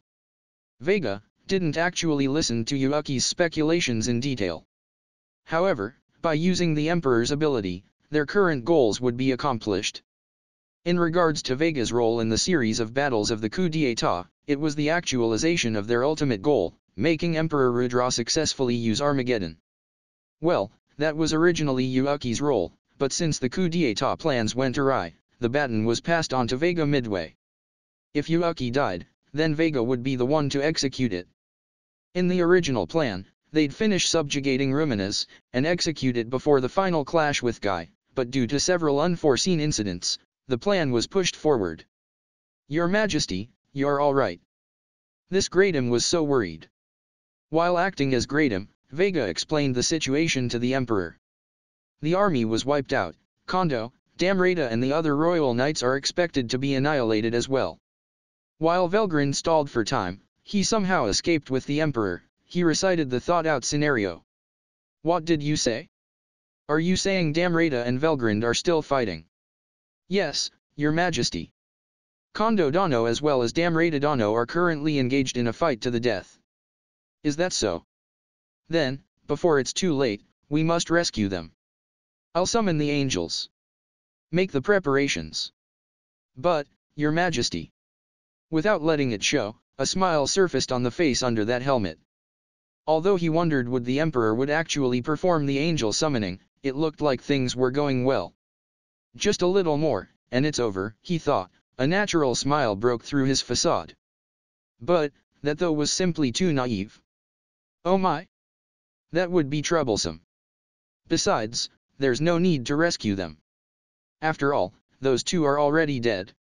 A beautiful voice resounded in Vega's ears. It can't be. Vega thought as he tried to deny the notion that just came to mind. But, as if ridiculing his actions. Hey, you. You dare ruin yours truly's fun. Your life isn't enough to make up for this. So kindly cry out in pain and agony to soothe my heart. As if out of nowhere, somebody suddenly appeared behind his back. And then, he noticed the feeling of a muzzle thrust towards his head. Despite there being a helmet over his head, for some reason he clearly felt it. Wait. Repent as you're trapped in fear. Resentment fear, cursed prison of resentment and fear. With even his soul devoured, he faced endless torture by the ghoul horde. The pinnacle of anti-individual mind-break magic, a synthesis of Extinction King Abaddon, and a necrosis bullet, was shot. The pistol, large and crude in the hands of a lady, was fired. Being an enlarged variant of the one Kondo once held, its expected power would also increase. The effects of the magic sealed within the bullets shot from the large pistol was released in the interior of Vega's skull. With a single hit, Vega's flesh was corroded by the curse, his soul, becoming prisoner to endless agony. Uo. Not given a chance to explain himself, he was shot without hesitation. As expect of Carrera. Another name on the ranking of individuals to never, ever, anger. Or rather, putting the gentlemanly Diablo aside, the ones like Testarossa and Carrera are pretty scary In that aspect, I'm so glad Ultima was calm and collected. It's hard to believe she's a demon. She's been called Ajisama by her subordinates, her main aide was her butler too, she looks to have obviously been raised well. She probably has a lot of influence. Speaking of which, she might even be the Demon King's daughter. Tien, the Ra also uses here, but since this one's obviously not referring to the demon nobles or the octagram members, I translated it as Demon King instead to avoid confusion. This is no good. Looking at Carrera hunting the rat without hesitation, I began to wander away though. They had requested to allow them to end the Emperor and the rat, and I'd given them permission, but the result was this. But well, the remaining one would be the one that bit the Emperor bait. Ultima was fired up about killing the Emperor, and came over to me, wishing to do it. So I decided to hand it to her. And thus, my opponent would be the mastermind. Oi, stop hiding and come out. You're there, aren't you? Yuuki. I asked, facing the darkness. Good grief, was I exposed? Can't expect less of Rimura-san. Yuuki said as he came out. Just like how he was back in the royal capital, with a nonchalant look, and a light-hearted feel as if he was meeting an old friend. But I can't leave him alone. He's too dangerous. I guess. It's good that you're doing well. By the way, any last words before you die? Ahahaha. Straight to the point, Rimura-san. But you think I die so easily? No, I don't, but you've gone overboard. But, if you don't do any more than this, we could settle with just sealing you. So what do you say? Your freedom will be restricted, but it's better than dying, right? Naive, still too naive. You haven't changed at all, still a goody two-shoes. But, it's best you stop thinking you've won. It was impossible as expected, I thought it was impossible right from the start. However, there's the matter of freeing Chloe, and him making some strange command, of her would only cause the situation to take a turn for the worse. I wanted to try managing the situation in order to ensure this doesn't happen, but I guess it was impossible. We faced each other, and quietly prepared ourselves. If you find any errors, broken links, non-standard content, etc., please let us know so we can fix it as soon as possible. Chapter 185, The Beginning of a New Game. I confronted Yuuki, and we began to size each other up. And in the middle of the tense atmosphere. Oh yeah, I was wondering. How did you find this place? Yuuki asked. He seemed to be either bold or stupid. Who even asks this kind of question to the enemy? I ain't supposed to tell you that, man. Ah, I guess that's right. I didn't really expect an answer, and I guess Rimura-san isn't that gullible, Yuuki shrugged as if disappointed. Well, he probably isn't. He probably kept talking, to try and find out my weaknesses. Actually, just like Diablo said, Moss Recon was perfect. He had sent out both an appropriately sized dummy body, and a mini body. It didn't matter if the big one got found. Rather, the plan was to let the enemy find it, and let their guard down, while the smaller clone would remain in contact without them suspecting a thing. As one of them got found out and destroyed, the other would use that chance to get into camouflage. Really, his abilities was excellent for this kind of work. Now then, let's recap. First, the strategic victory conditions from before recovering Feldera. 1. Recover Feldera. 2. Eliminate the threat. 3. Annihilate the Imperials. Of those, most of the work was done. One could say operation complete. The only thing left would be the releasing, finishing off, the Emperor. In that case, the new victory conditions. 1. Recover Chloe. 2. Finish off the Emperor. 3. Finish off Yuuki. Would become like that. The most important and given most priority was the task of recovering Chloe. But as long as there were the 3 wishes, orders, I couldn't just take her back. Worst case, there was the option to eat Chloe and use soul analysis to try and find a way to break the curse. Even with Wisdom Lord Raphael doing the soul analysis, there was a big risk of failure. If possible, only after eliminating the controller equals Yuuki, should I calmly start working on the curse. In any case, I wanted to finish things before Yuuki made Chloe do anything. Similar to Rimuru planning his bout with Yuuki, the latter also, looking at the unexpected situation, let out a sigh. When he noticed the spy, he did anticipate something like this, but of the things he anticipated, this was the worst of the worst, and he couldn't help but sigh. Geez, can't you just leave me alone? In any case, he needed to do something about this. In this situation, Yuuki's options were limited. It was pretty bad that Vega was eliminated in an instant. Well, Vega didn't really matter that much. But, ordering Chloe now would be a bad move. Currently those stronger than Yuuki would be, Guy Crimson, Milim Nava, and the one in front of him, Rimuru. There was also Demon Lord Leon Cromwell to whom he had suffered defeat once, and to whom his powers were known. But he was now someone Yuuki had some chance to win against the next time. But against this Rimuru with his unusually high growth speed, he honestly couldn't predict anything. If he made Chloe deal with Rimuru, in that instant she would be released. Therefore, they would need to finish each other off. And in an ideal scenario, just before that happened, Yuuki himself would step in and steal their powers. But failing to get the powers, he would then have to face an angered Milim. It was good that Chloe wasn't hostile towards him, but he was running out of options. If he at least had 2 wishes, orders, remaining, he could order the elimination of Rimuru now, and somehow escape. His only saving grace was the fact that Rimuru and the rest didn't know that he had only 1 remaining. Yuuki considered putting Chloe in hiding a good decision. Rimuru would therefore take into account the possibility of him issuing an order to Chloe, and wouldn't be able to act carelessly. Using that opportunity, he would somehow survive this event. And in the worst case scenario, he would be forced to play his trump card, he expected. Yeah, I don't really want to have to do that though.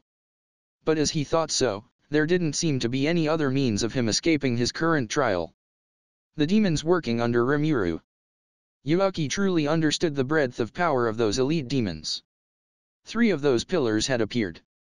Each, making even demon lords look like weak, were the very definition of danger. The hell.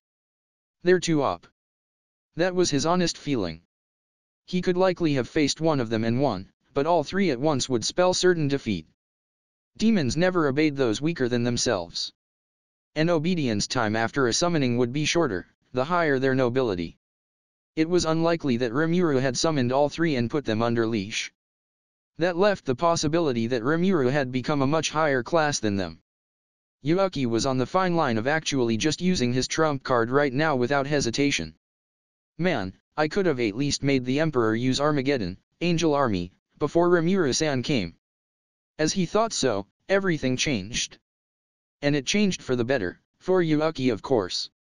Testarossa surveilled the surroundings, making sure there were no threats lurking about. There were none, she determined. Around them were the outskirts of the imperial capital, with no signs of human presence. Other than a line of corpses, 100,000 soldiers who seemed to be in pain but not actually alive, there were no others. Being wary of them without negligence, Testarossa assured Rimuru that they could promptly handle whatever Yuuki was planning on doing. Being done with eliminating Vega, Carrera faced Ultima. Releasing the Emperor was the wish entrusted to them, their contract. They had to accomplish this without fail. Ultima would be the one to do it. Since Rimuru had decreed so, Carrera had no complaints. That being the case, she was given the duty of eliminating Vega, who had soiled her battle with Kondo. That being done, it was only a matter of taking care of the Emperor and the Mastermind. At a glance, Yuuki, the Mastermind, didn't seem so much a danger. However, he exuded a presence that made her uneasy. Not danger but yet uneasiness. Carrera therefore judged Yuuki to be a genuine threat. He could perhaps even have the might to oust her and her fellow demons. I want to think that I'm just thinking too much. No, he might just be thinking of making us think like we're thinking like that. It was her first encounter with the boy named Kagurazaka Yuuki. Even so, his cunning presence that didn't match his face had put Carrera's instincts on top alert. Perhaps that vigilance and observant eye was something she inherited from the ever-diligent First Lieutenant Kondo. At present, the one who was on highest alert towards Yuuki was, unmistakably, Carrera. As for Ultima, she faced Emperor Rudra. Hair turned pure white. Pallid skin. He had a sickly frail presence, but the strength of his will still shined brightly in those eyes. She faced the young emperor who could still be called a boy. For a while now. What, just what nonsense do you speak? Kondo Tatsuya and Damrata dead? The hell is Velgrund even doing? Damrata? And even Kondo Tatsuya? No. Impossible. If they're dead, why was I even, fuck I'm sad again. He had been muttering deliriously. The strength in his eyes began to flicker and fade, as if his heart was being reflected in them. It was of no concern to Ultima, but seeing as he had calmed down. That Damrata guy asked me to kill you. When I accepted, he'd seem to have died in peace. Same for that Kondo guy. He fought my fellow demon, Carrera, over there and fell valiantly. The both of them were your underlings, so aren't happy you'll be joining them. She asked him in a carefree way. It was her slight way of being considerate. But those words had tremendous effects. I see. So they both fell with pride. Therefore, I too shan't allow myself to fall in disgrace. As a ruler of this world, I shall persevere till the very end. I shall make Justice King Michael bend to my will. Clad in the aura of his former days, the Emperor declared with his will of nobility. As a ruler, who lived long, and wagered the fate of the world in his game. Unlike before, he released the chains on his powers, and wielded the Justice King with all his might. To go berserk, and cause the erasure of civilization, to meet the expectations of his subordinates who had sacrificed themselves. To meet the conditions of his final decree. His loyal subordinates had kept their word. So in the end, he would meet his demise as the Emperor. The Emperor, however, didn't realize that those thoughts had been planted into him via Yuuki's thought manipulation. His heart weakened, his mind damaged, he never realized that he had become vulnerable to ultimate skills. In addition, there was fault in his reliance on the absolute defense of Castle Guard. Being protected from all fronts, he didn't have experience in safeguarding his mind. The absolute barrier would project from all evils as long as those swearing fealty were nearby. But without those loyal subjects, it had no effect at all. He had only hoped to slightly influence him. But Yuuki's thought manipulation worm had, facing no resistance, encroached the Emperor's mind, and made Yuuki's plans come to fruition. In other words, Armageddon was unleashed. Fuck. Sensing danger, Ultima went into full gear. Oh no you don't. Bloody bite. Damrata's Chiryuni caught on LOL. But she was the slightest bit too late. Yield to my power. Armageddon activate. Using the last of his spirit, Rudra summoned the angel army. Her claws were weakened by the sheer holiness of that skill, yet Bloody Bite still forced its way towards Emperor Rudra's heart. However, using Rudra as the key, the gates of heaven spread open. Ultima's Bloody Bite was nullified a single moment before reaching him. The skies of the imperial capital became saturated with holy aura. And thus, the ultimate army against demons, the angel army had begun to manifest. The circumstances flipped. Yuuki had made the first move. The Emperor had exceeded his expectations in moving according to his plans. The worm he had unexpectedly used showed great results, it was a happy mishap. Rather than the worm, it was most likely because the broken Emperor couldn't resist Justice King Michael's temptation. The current situation could be said to be born only because the goals of Yuuki and the Justice King were one and the same. At any rate, it was Yuuki's move. His goal was that of stealing the ultimate skill Justice King Michael from Emperor Rudra.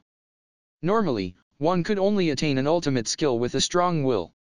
However, in Rudra's case it was being borrowed. Knowing this, Yuuki was determined to steal it. Obviously, there were certain conditions. The soul needed to be expressly weakened or else it would be impossible. Meaning, making him activate Armageddon, which put him in his weakest state. It was the perfect time to plunder the skill. Ahaha. Sorry Rimuru-san. I'll be winning now. Yuuki activated his ultimate skill Greed King Mammon, and began approaching the Emperor. Steal skill. Turning the tables. Stealing his skill and putting the angel army under his command. It was the only plan that he could use to overcome the current circumstances, but then. Naive. He heard Rimuru mutter.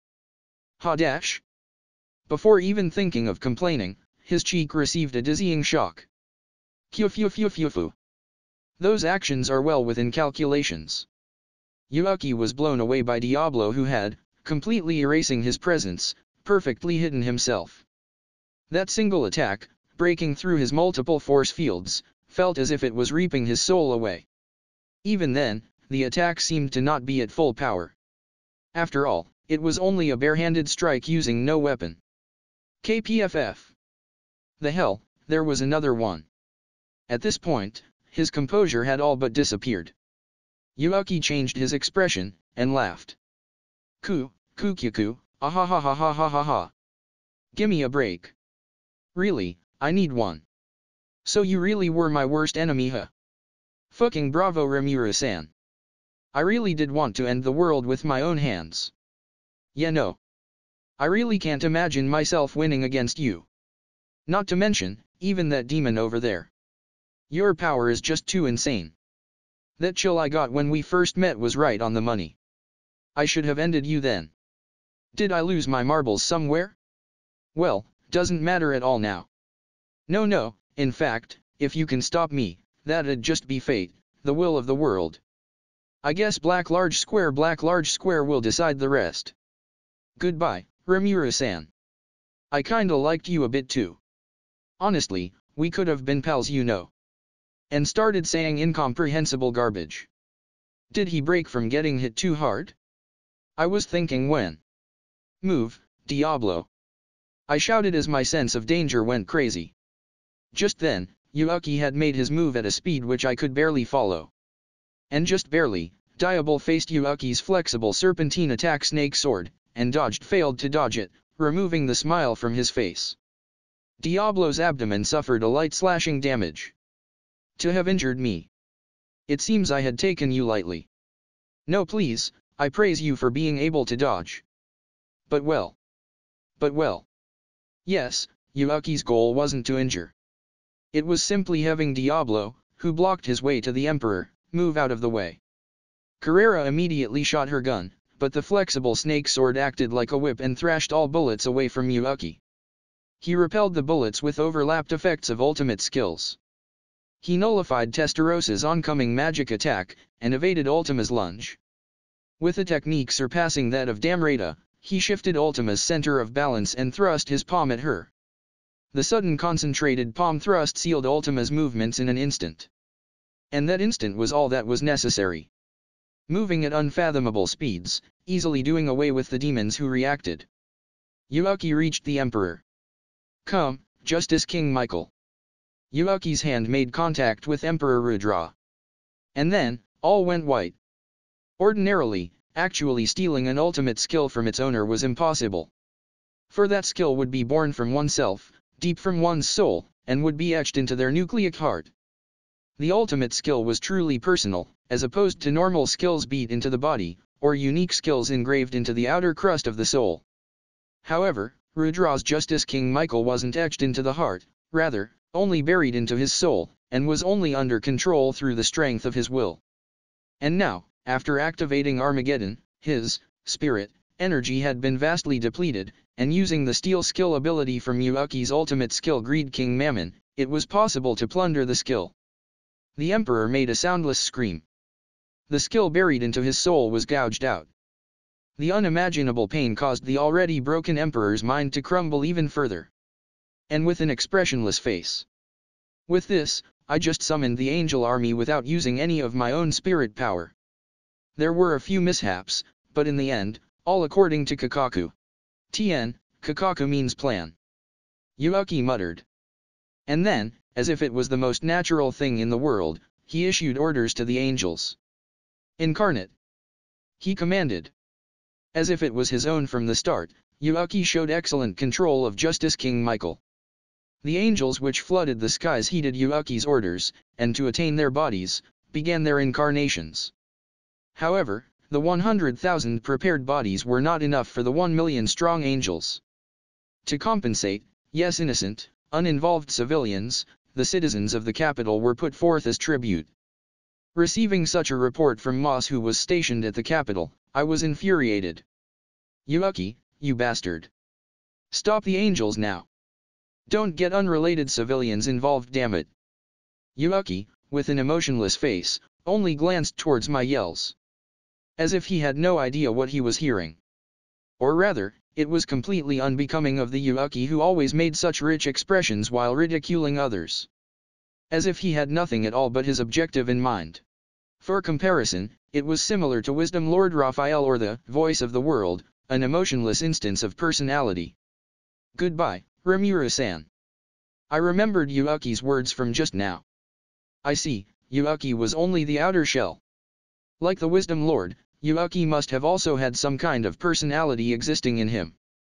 However, unlike Raphael, it was a cold, crude personality that didn't even try to understand human emotions. Thinking back, Yuuki's actions were full of inconsistencies. Even when sincerely wishing to end the world, he would hesitate and fail. What that meant was that, inside him, there must be an unconscious hesitation, that, as he was acting so carefreely, there were seeds of worry and doubt under the cover. And his final words were his true feelings. Rimuru x Yuuki? I'm gonna get so much flack for this. You idiot. You should have said something, damn it. Hesitating till the very end, he made his choice. Between ripping up his plans and giving up on ending the world, and forcefully pulling the final trigger. And he had pulled that trigger. He released the destructive spirit, Angra Mainyu, residing inside him. This spirit would, without the slightest hesitation, force the end of the world. It must not be left alone. Yuuki had now changed to something completely different, he had become a menace to the world. After his quick emotionless glance at Rimuru, he immediately faced the angels performing their possession. And then, he ordered. Feast on the seraphim, and resurrect. Kaguri, Vega. Kaguri's prepared corpse, and Vega's body, whose head was smashed, beckoned by Yuuki's words, began their rebirth. Carrera's resentment fire that had entrapped Vega's soul was nullified with Yuuki's eraser shot. Normally the soul itself would have been eliminated, but Vega's soul was of a special genre which, Yuuki knew, could handle substitutes. After all, they were the ones who had created Vega. Vega was a battle creature, whom Yuuki had created taking inspiration from Rimuru's powers when they first met. In terms of specs, Plunder was better than Predate. Plunder could attain powers of the same level as the one it took, whereas Predate only got a degraded version. But Predate had its advantages too. This was its integration ability. It could make optimum use of the powers in its possession. That led to the very real possibility of developing an ultimate skill after attaining and integrating multitudes of skills. This was the basis under which Vega was born. Therefore, he could also receive substitute souls, and his body was now regenerating. For this reason, he wasn't affected by Carrera's cursed bullet. As for Kaguri, she needed no explanation. Kaguri, or rather, Kazarim, the ex-demon lord, who held out even as a soul, believed in the success of their plan and was diligently waiting.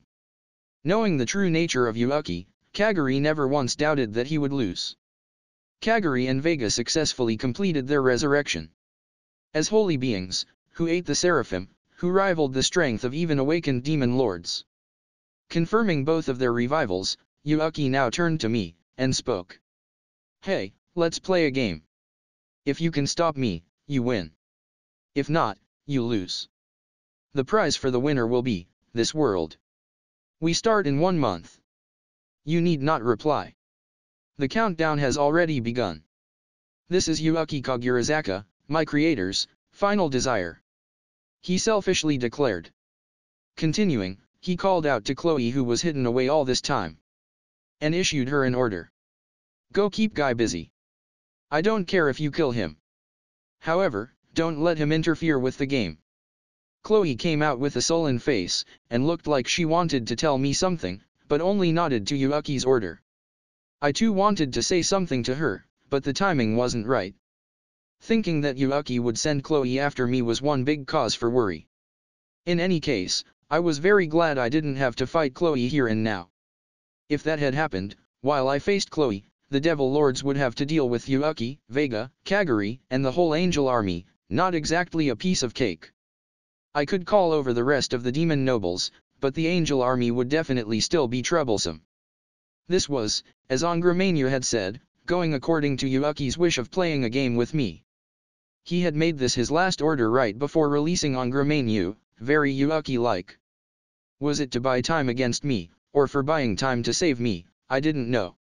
He was hesitant about ending the world, so I believe he wanted to settle everything with a game. A very crazy-like, Yuuki-like idea. At any rate, it was not time to fight just yet. Even if I attacked now, it'd have not effect, as Yuuki was now in possession of Castle Guard. We were the ones at a disadvantage, so I'll take this opportunity as a saving grace. As if he had finished his work here, Yuuki took his 2 underlings, and the angel army, and teleported somewhere else. They probably returned to the heavens using Justice King Michael. I wondered if you could go there with bodied angels, but they did do it, so yeah. Anyway, a month remained till the game starts. Yuuki probably needed more time to get used to the Angramania's powers, and give time for the angels to get adjusted into their bodies. As for me, I too gained the time to integrate my skills, and wait out the ascension of my subordinates. This time was very precious. I should contact Ruminez, Leon, and Guy, and let them know about the happenings. Throwing another Walpurgis, Demon Lord Festival, should be a good idea. I started planning for hereafter. The results this time were good, that was without a doubt. I didn't want to think my decision was wrong, but that could just be a failure caused by self-conceit. Or maybe it was because I had yet again attained new powers, overcome the worst-case scenario, and still ended at a good position. Though I did have Soul Protect, just to be safe, I had only brought along those with ultimate skills to fight the mastermind. It's because I suspected Yuuki to be the one behind it all, and feared he might take away my subordinates. But being wary of Yuuki was a good decision. We were completely prepared.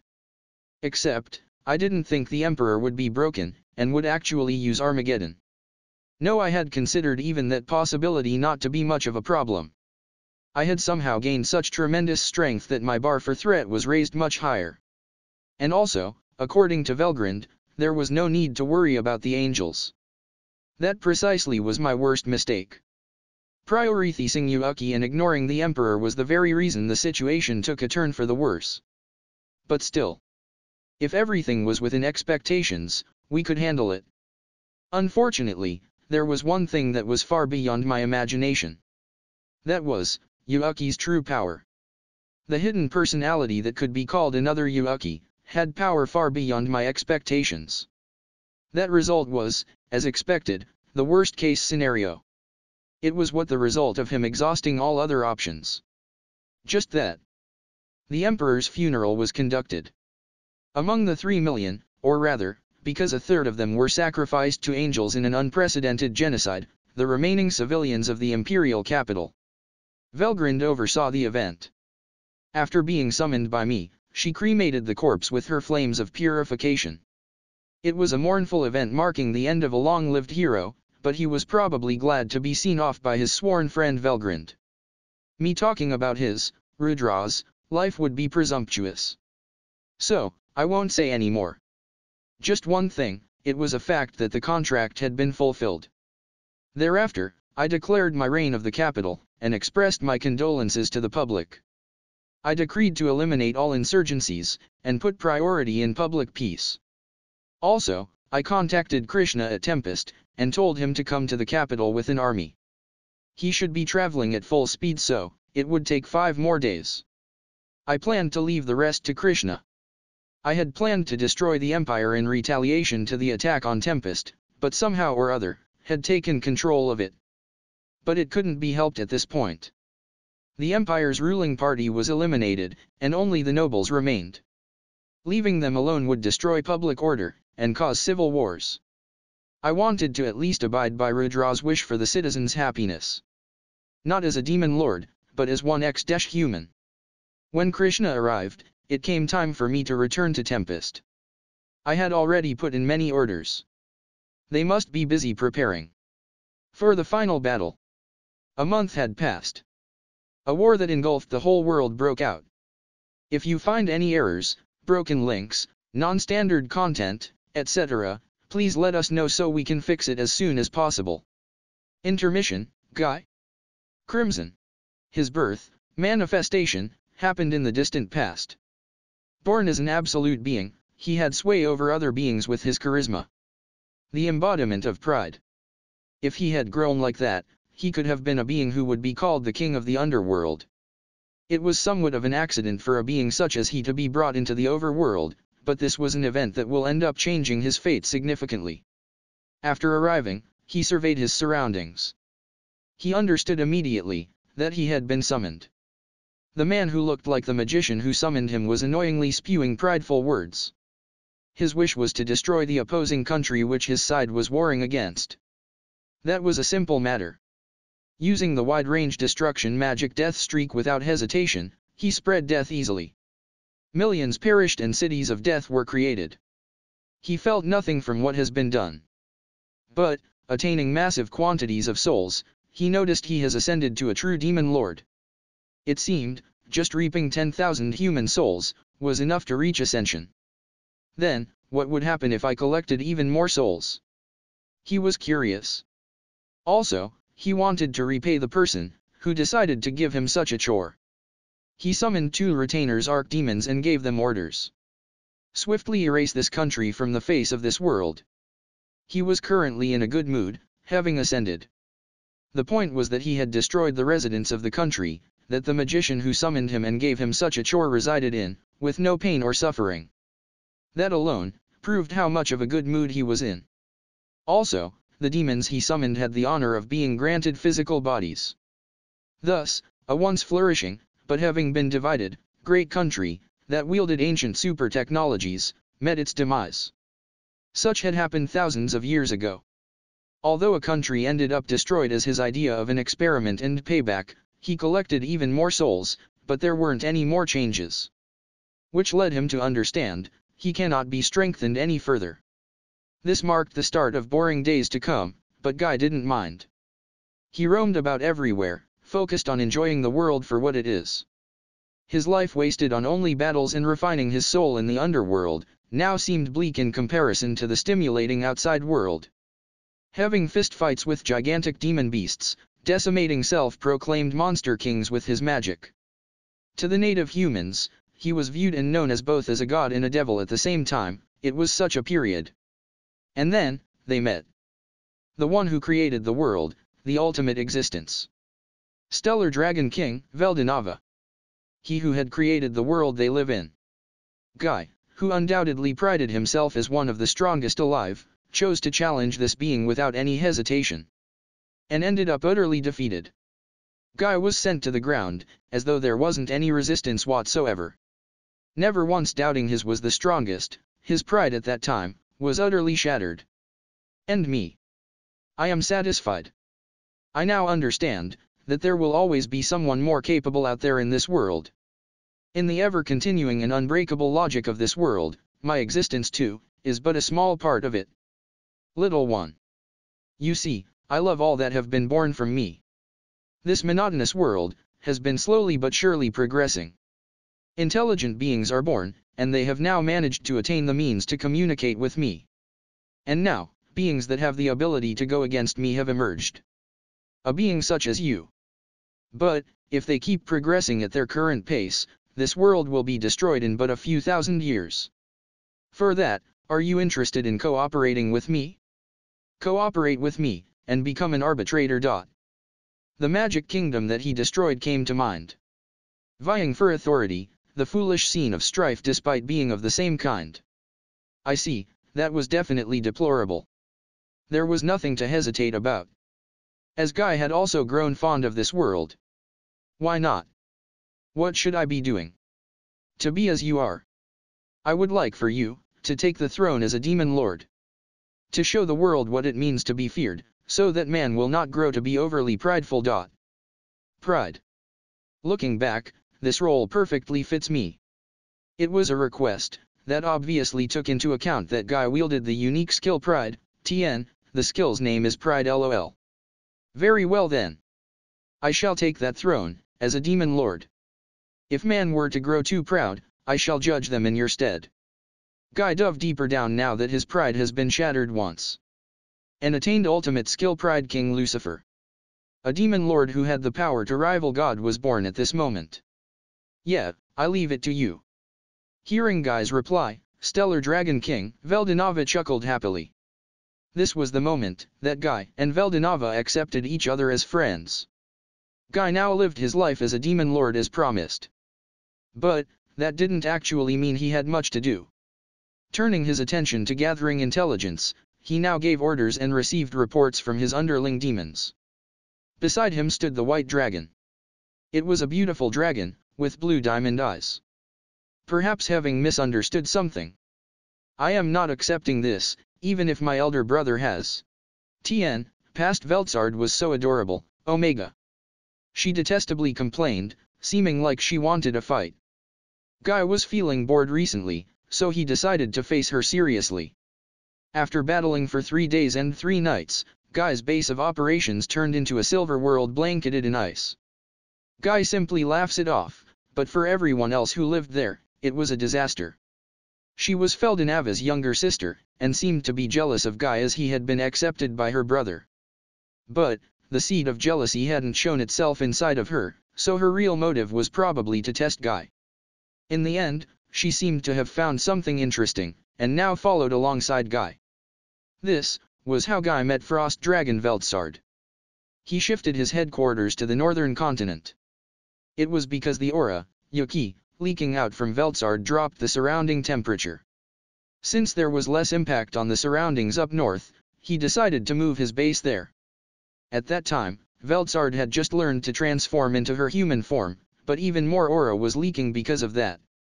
TN, Veltsard also had her time as a problem child, Omega. It was the right decision to move his home base. But that place had now become a land of permafrost that was void of any life. That was the only thing that was regretful. To distract himself away from his boredom, he began surveillance on a larger scale, focusing on locations which showed large-scale advancement in livelihood. Although they looked scrawny when compared to that place with super technology, the knowledge of magic and skills which were passed down, slowly began to resurface in their advancement.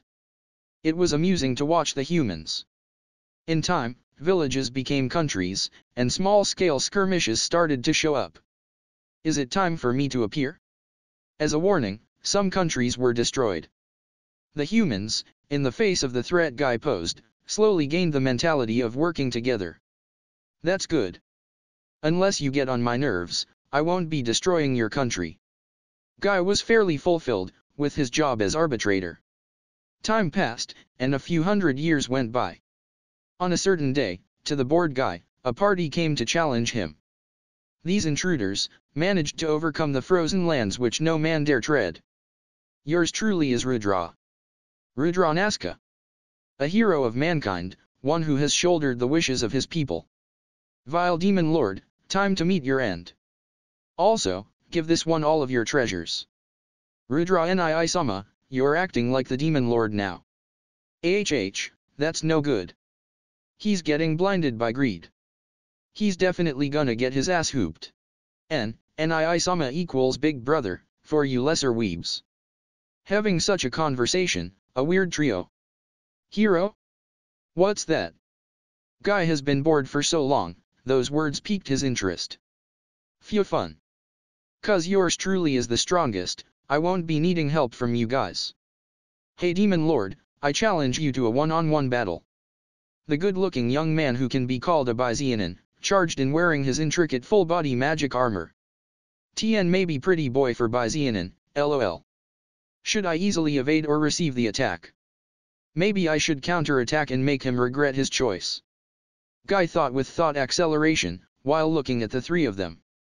But Nii-sama. At least have some support magic holy blade. The magic released from the silver-haired girl, who looked to be his younger sister, enveloped Rudra's sword in light. It was a dazzling, eye-catching light, which exudes a radiance that seemed to destroy evil. Shit. That light could cut through all barriers. Plus, he has been hiding his true strength. The young man's swinging sword accelerated towards Guy.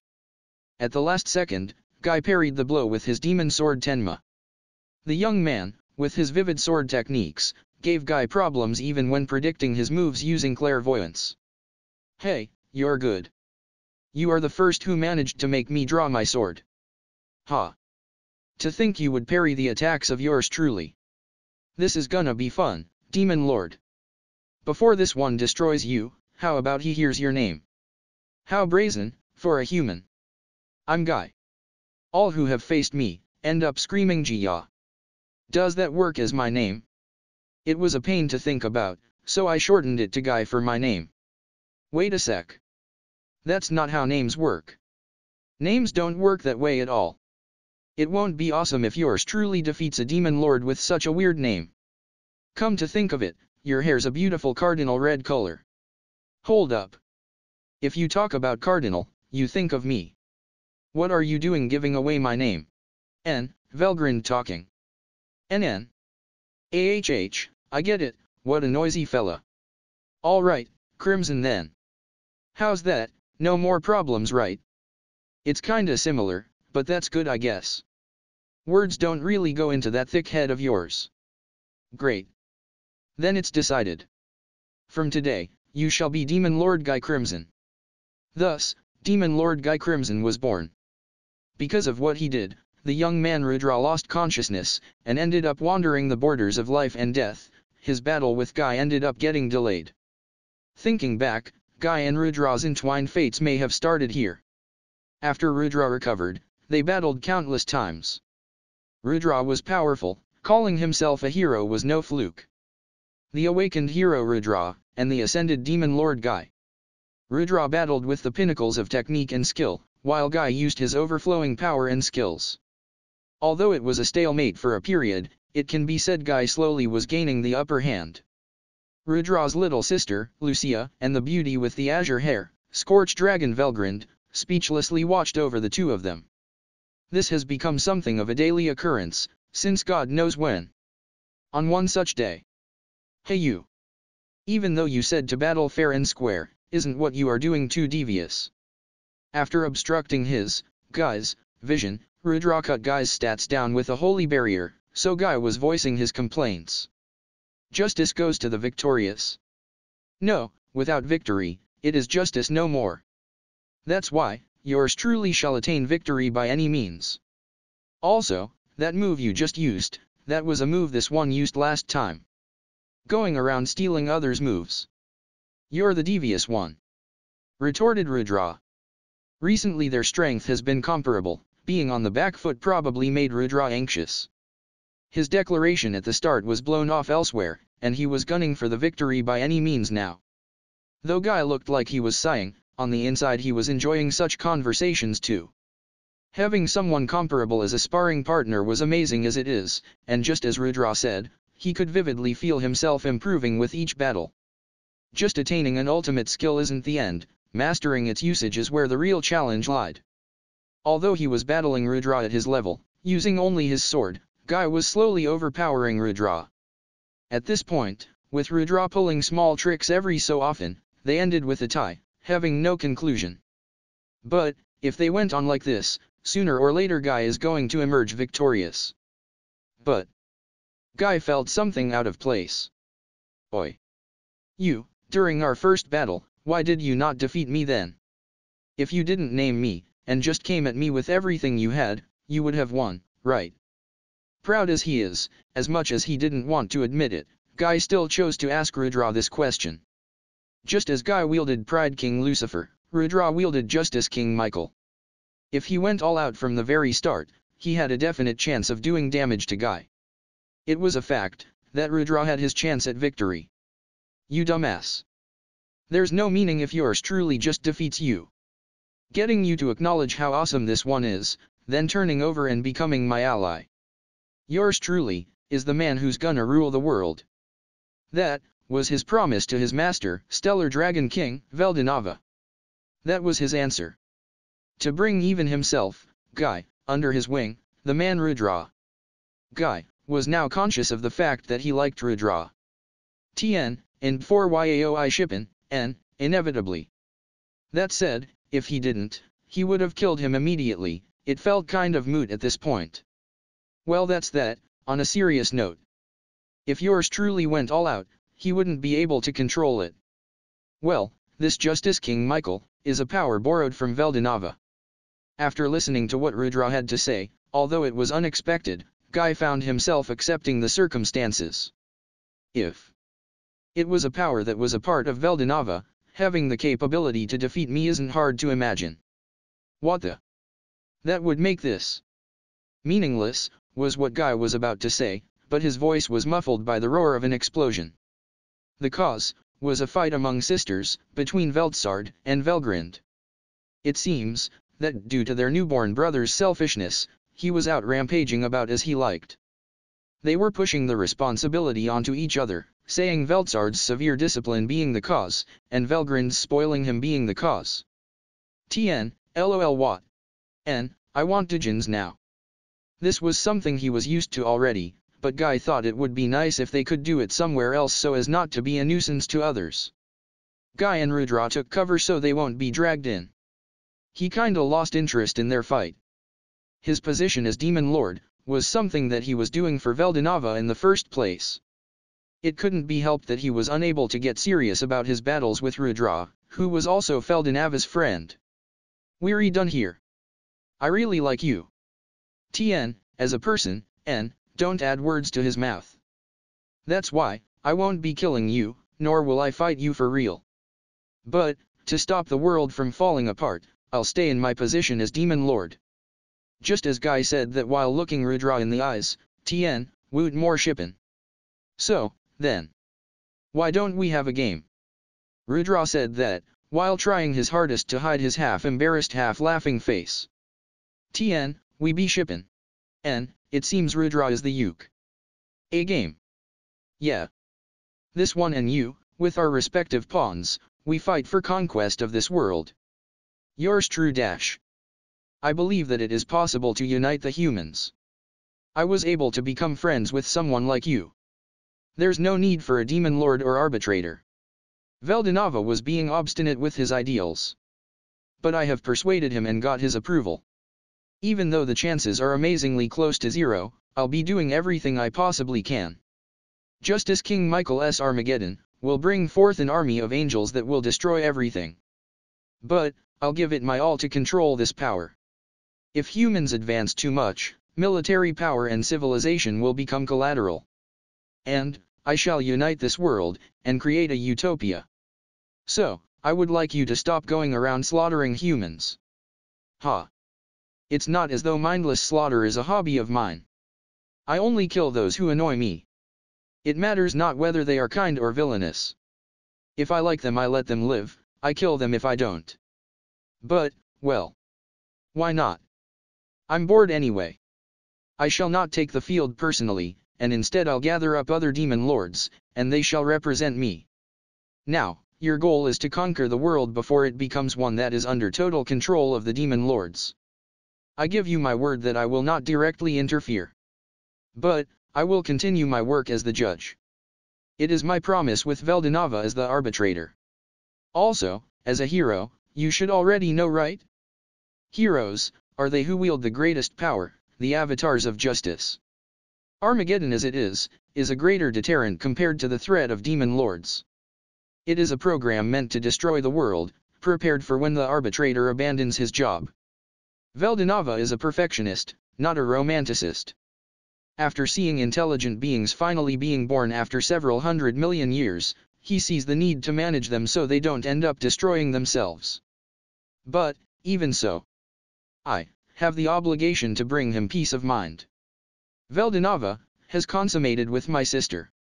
And, Lucia has been blessed with Veldinava's child. Veldinava now is no different from a normal human. He had always been alone, as someone who wasn't bound by the concept of a lifespan, that Veldinava confided to me while smiling. He has found happiness being together with Lucia, but even now he still worries for the future. Ever more so, for the future of his child. That is the reason why I need to let him settle down. To let him see how much this world that he has created has matured, has become a wonderful balanced world. To Rudra's words, Guy had none to return. In his head, although he thought of and denied multiple possibilities, he ended up understanding Rudra's feelings. He was vexed at his own brilliant mind. What the hell, man, you idiot? Doesn't that mean that you'll be the one shouldering everything? Guy was at a loss for words towards this foolish man, who he saw as his greatest friend. Guy then processed and calculated the chances in his mind. The possibility of success was abysmally low. This man, Rudra, who Guy saw as his best friend, had, at his own convenience, decided to shoulder all the trials of establishing this utopia he so sought. But, if it was this man, then maybe. It was a fact that there was something in Rudra that made you think as such. In the end, Guy accepted Rudra's game. If all of Guy's representatives are defeated, it's Rudra win. If that happens, Guy will follow Rudra. But, until that condition is met, as promised with Veldinava, Guy will continue his work as arbitrator. There was little merit for Guy to win. At most, he gets to stop Rudra's reckless plan, and returns to his work as arbitrator and stop the other demon lords from getting out of hand. But, that was enough for Guy. To his hard-headed friend, words will not be enough to get him to back down. And so, this game between Guy and Rudra, which would span more than 2,000 years, began. The result was a cycle of tragedies. Shortly after Milim was born, Lucia and Veldinava perished in a magic attack caused by another country plotting against the Nazca kingdom. Milim grew up without knowing her parents' faces. Also, not knowing of her relation to Rudra. Milim's pet too, perished at the plot of a certain country. To calm down the vehemently enraged Milim, Guy had to take her on with everything he had. The repeated tribulations. The ugly truth of the human world that was shown. After shaving off his holy powers through countless rebirths, he lost his qualifications to be a hero. Even so, Rudra remained a saint, through sheer force of will. But, after a certain point, Rudra's heart began to be tainted, as he began utilizing means that strayed from his past idealist self. Cold, cruel means. Attaining victory against Guy became the only goal, but that only caused more tragedies.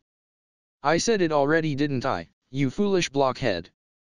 That kind of stuff is more suitable for us demons, who are capable of fully controlling our emotions. As he mumbled such, he was unconscious of the things that flowed down his cheeks. As he quietly gave his once greatest friend his prayers. And so, the game between Guy and Rudra that had spanned eternally came to its end. If you find any errors, broken links, non-standard content, etc., please let us know so we can fix it as soon as possible. Chapter 186, First Move. First Move. Soon after Rimuru went to rescue Feldera, the ones who had been left behind immediately shifted into an emergency reorganization. They entered a state of high alert under Benimaru's command so that any situation that might arise could be swiftly dealt with. The reorganization was swiftly completed without any incident immediately after the Empire invasion. However, it excluded the people who received the effect of evolution. Benimaru confirmed that the reorganization was finished. With Sui and Shin, the three of them had made the arrangements. Gable returned to the cave due to the evolution. Gerudo went to the meeting in the Empire military headquarters in order to organize it. The defense of Tempest in Rimuru's absence was left to the ones left behind.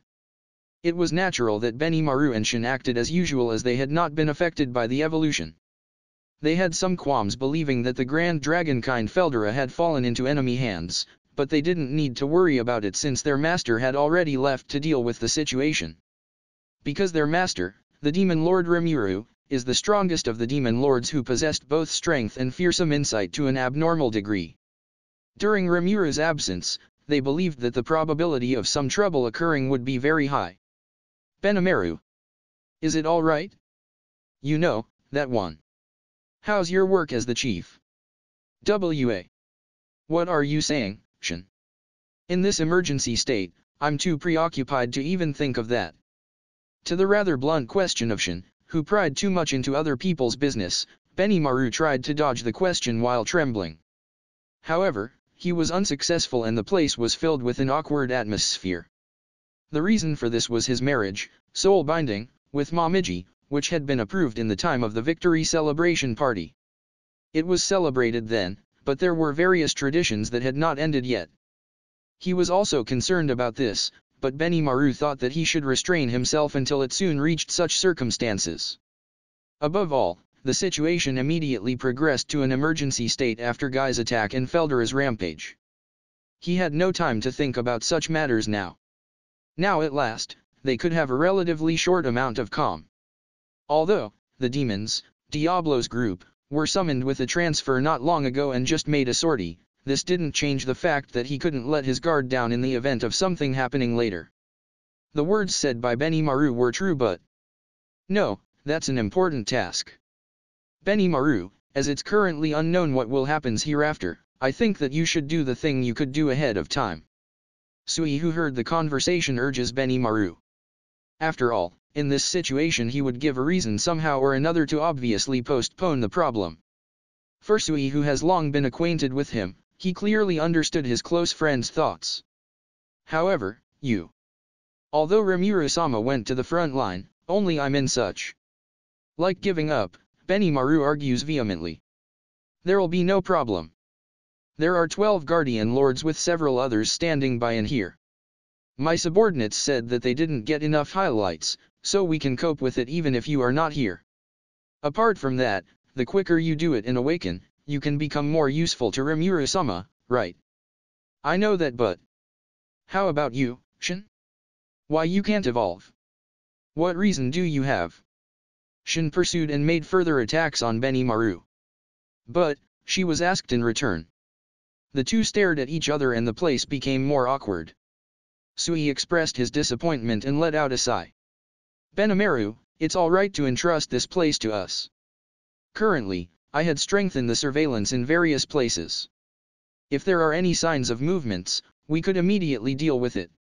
You should fulfill your duty. He supported Benimaru, who still lacked determination. After the brief exchanges were over, Benimaru decided to accompany Momiji towards the village over the boundary to greet the Tengu's elder. The deciding factor for this was the report that Rimuru had succeeded in liberating Feldera. Sui and Shin looked at each other and blew out a sigh of relief. Benimaru, who was the head from the time they were still ogres, was an important existence among their companions. And it was similar for Shin, who was of the same race. Thus, Benimaru was finally determined because of those two's prodding. However, as if choosing the time when Benimaru would depart, one person began to act. This action became the first move for the incoming Great War. The merry atmosphere of the victory celebration party changed completely with the later turn of events. Even for Ramiris, who had returned to the innermost part of the labyrinth. Ramiris was in high spirits as the evolution of her subordinates, the Dragon Kings, finished without incident as well. However, when she heard that her teacher Feldera had been caught by the enemy, even her merriment faded away, leaving her looking uneasy. Ramiris wanted to spend every day happily. She thought of the place that granted this wish as a splendid one. Ramiris had spent a long time alone, distracted herself from loneliness with the existence of the spirit, so she never wanted to lose something that had become so important her. Therefore, it could be said that the one who worried the most about Feldera's matter was her. Geez. Teacher was absolutely letting his guard down. I'm sure of it. Really, geez. It can't be helped, right? If he was careless, teacher should be invincible.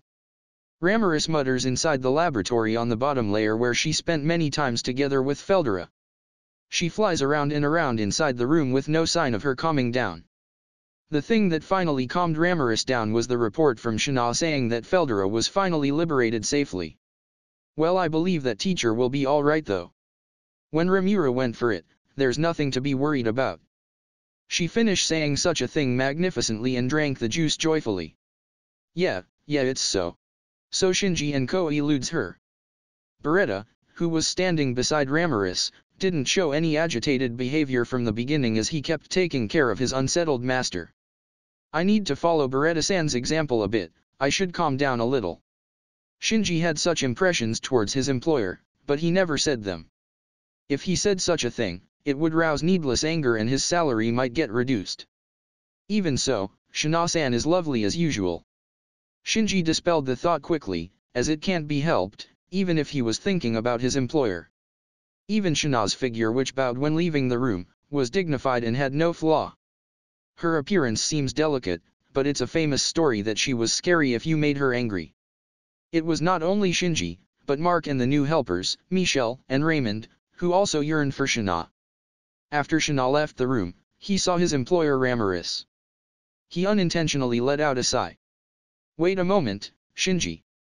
If you have anything to say I will listen, though. No, there's nothing.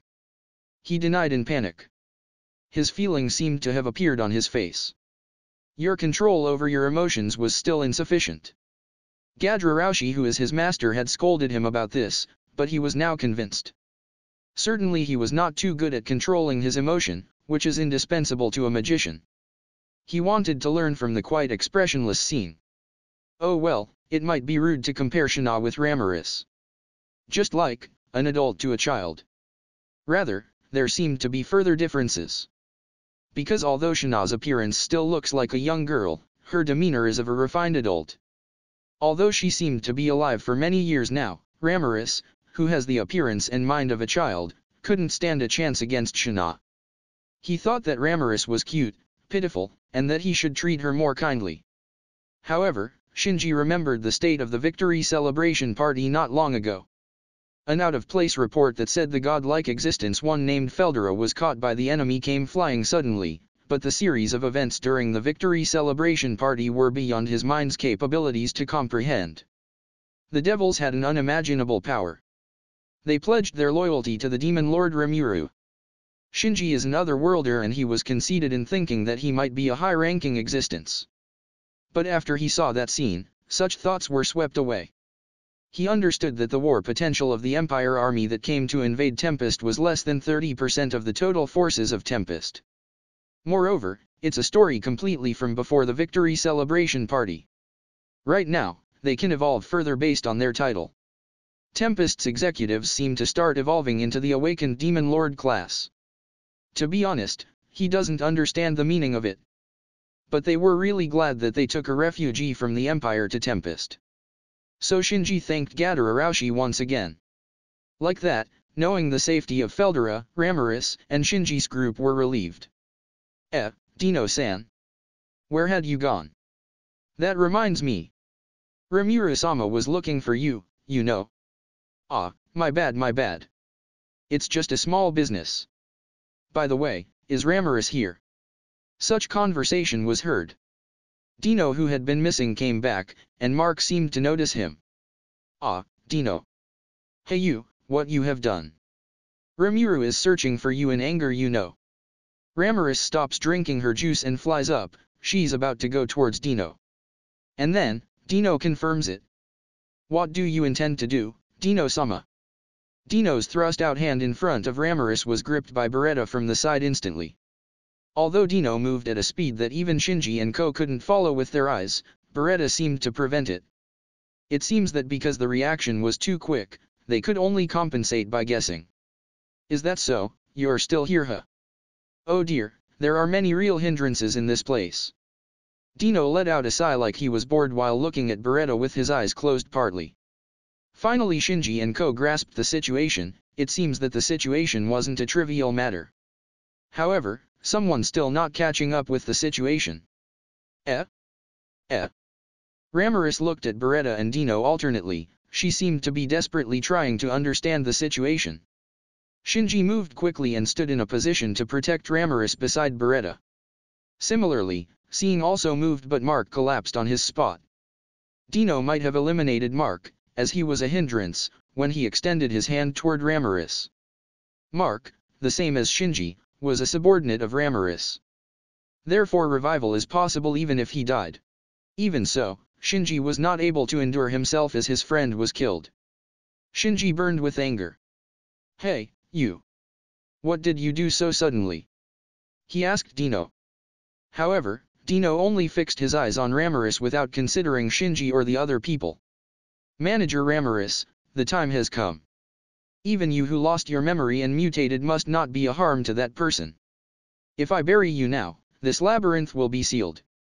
The devils in this labyrinth are too dangerous. If you are not useful, at least don't be a hindrance, so please die obediently." With serious face, he said that to Ramirez. "But... huh? Are you losing your mind? Saying such a thing, if I tell Guy, he will beat you, you know." He was turned down flatly by Ramirez's words. Dino, who heard it, began to laugh. "That's right. As expected, I thought that you would say so. But actually, I'm serious. Though unwillingly, I'm an existence created with the purpose of observer too. The truth is, I don't want to work though. The world where I don't need to work is an ideal, well, so it goes. Because such a thing, please try your best to resist. But, I can't cut corners too.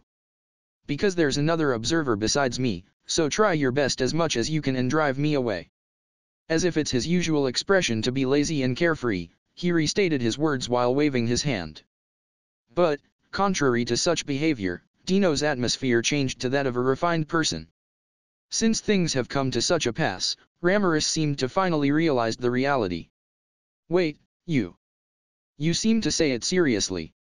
Some nerve you have. I will be your opponent. Because I have Dragon Kings as my subordinates. Ah, about them. If they appears, it would be very troublesome, as you cannot kill them inside the labyrinth, right? Therefore, I'll make them go to sleep. Their evolution didn't seem to be finished completely. It was great that my ability was effective. I can remove the hindrances without getting any trouble. Right now, the only people awake inside the labyrinth are the two of us." "Huh? Such a thing? It is, that's with my ability, ultimate skill slothful King Belphegor, I made this labyrinth fall asleep. Whatever. Send him to his end, Beretta-san." Ramirez shouted so, not knowing what influenced her. Dino also. "Please survive as long as possible and take some defensive measures." He started attacking Beretta while saying those words. It was so sudden, the laboratory, which had a considerably large space, turned into a battlefield. Dino seemed to reveal his private circumstances intensely, but Shinji thought that this Dino was a guy he would never be able to comprehend. Though Ramirez wasn't aware enough to think of such a thing, there was no need to talk about it. Coming from Dino, there was no need to stall for time, because time was precious. He thought about how they failed to notice he was leaking information because he was accepted as a comrade. But even so, he couldn't believe him because he may intend to deceive people. Another thought was that Dino believed everything would be alright if he eliminated everyone.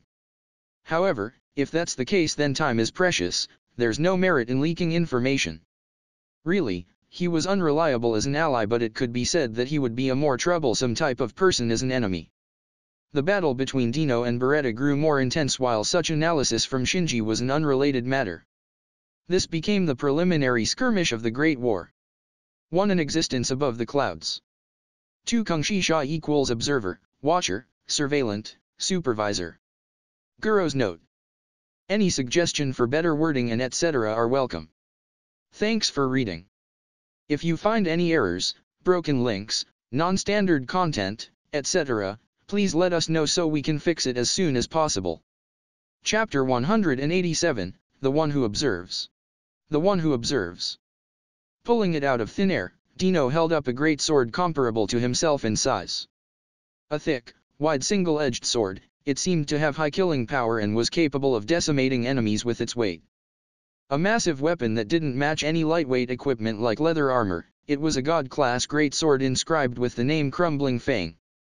Beretta, on the other hand, was completely barehanded. However, his body was composed of demon steel that was originally created by Rimuru.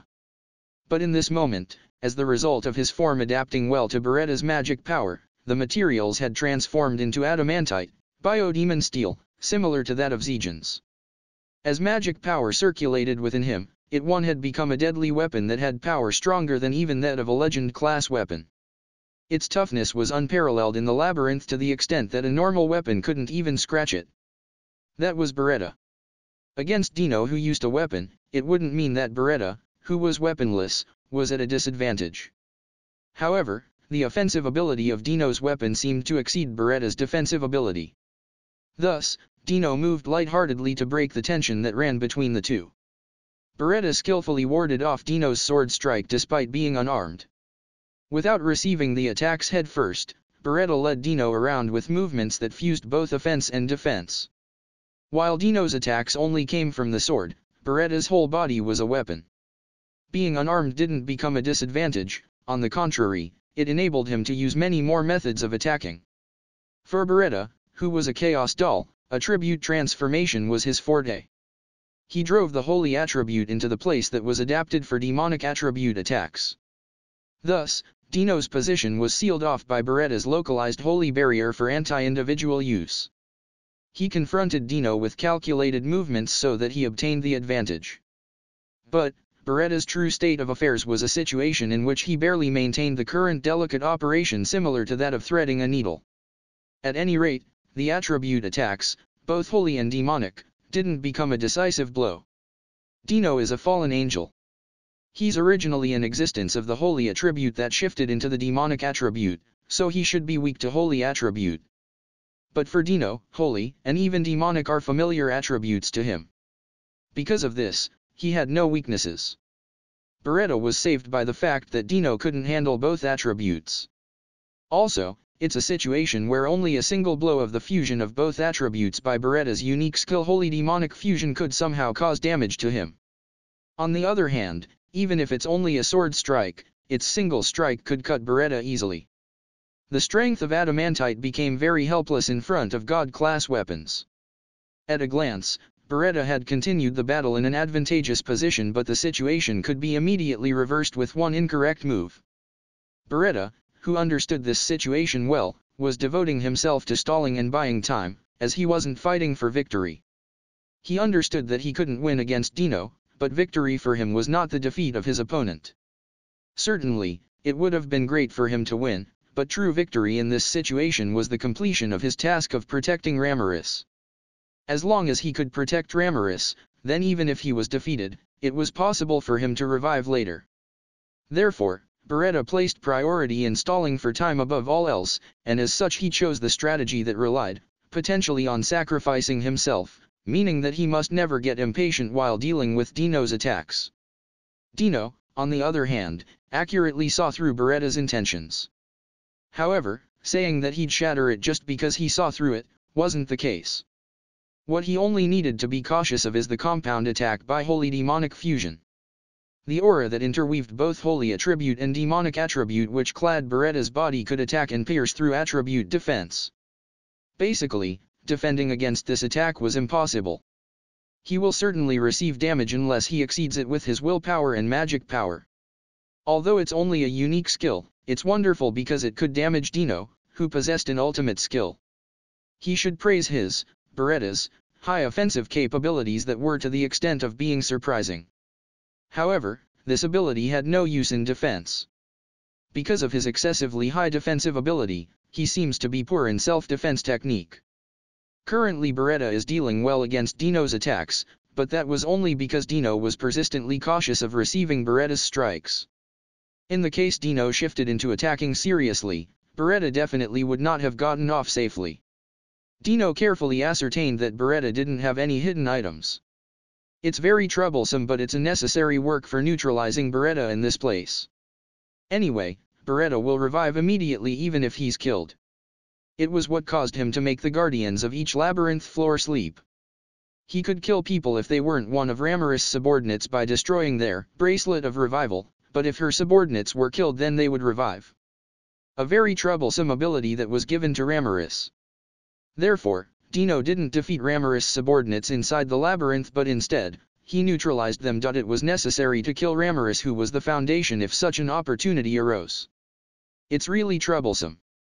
Even against Beretta alone takes this much of effort. By the way, at first Dino didn't grasp that the ceremony of evolution was held at the victory celebration party. By the request from Yuuki, he contacted Guy in the middle of the victory celebration party and schemed to cause a clash between him and Rimuru. And then he was watching the situation while hiding so that he didn't get involved in it. Everything was part of Yuuki's plan, so he was in the position to cooperate with it. The plan went well, and there was a sign that Guy seemed to begin to rampage. But, Guy opened his heart. It became peaceful for some reason and he realized that the plan had failed. If things are going like this, even my spy conduct would have gotten exposed. Fortunately, Dino had decided to withdraw at the right time. He noticed that the state inside the labyrinth was odd. It became quiet as if it had fallen asleep. It was his chance. For the sake of him serving that personage, the person lying dormant inside Yuuki, Ramiris' existence had become an obstacle.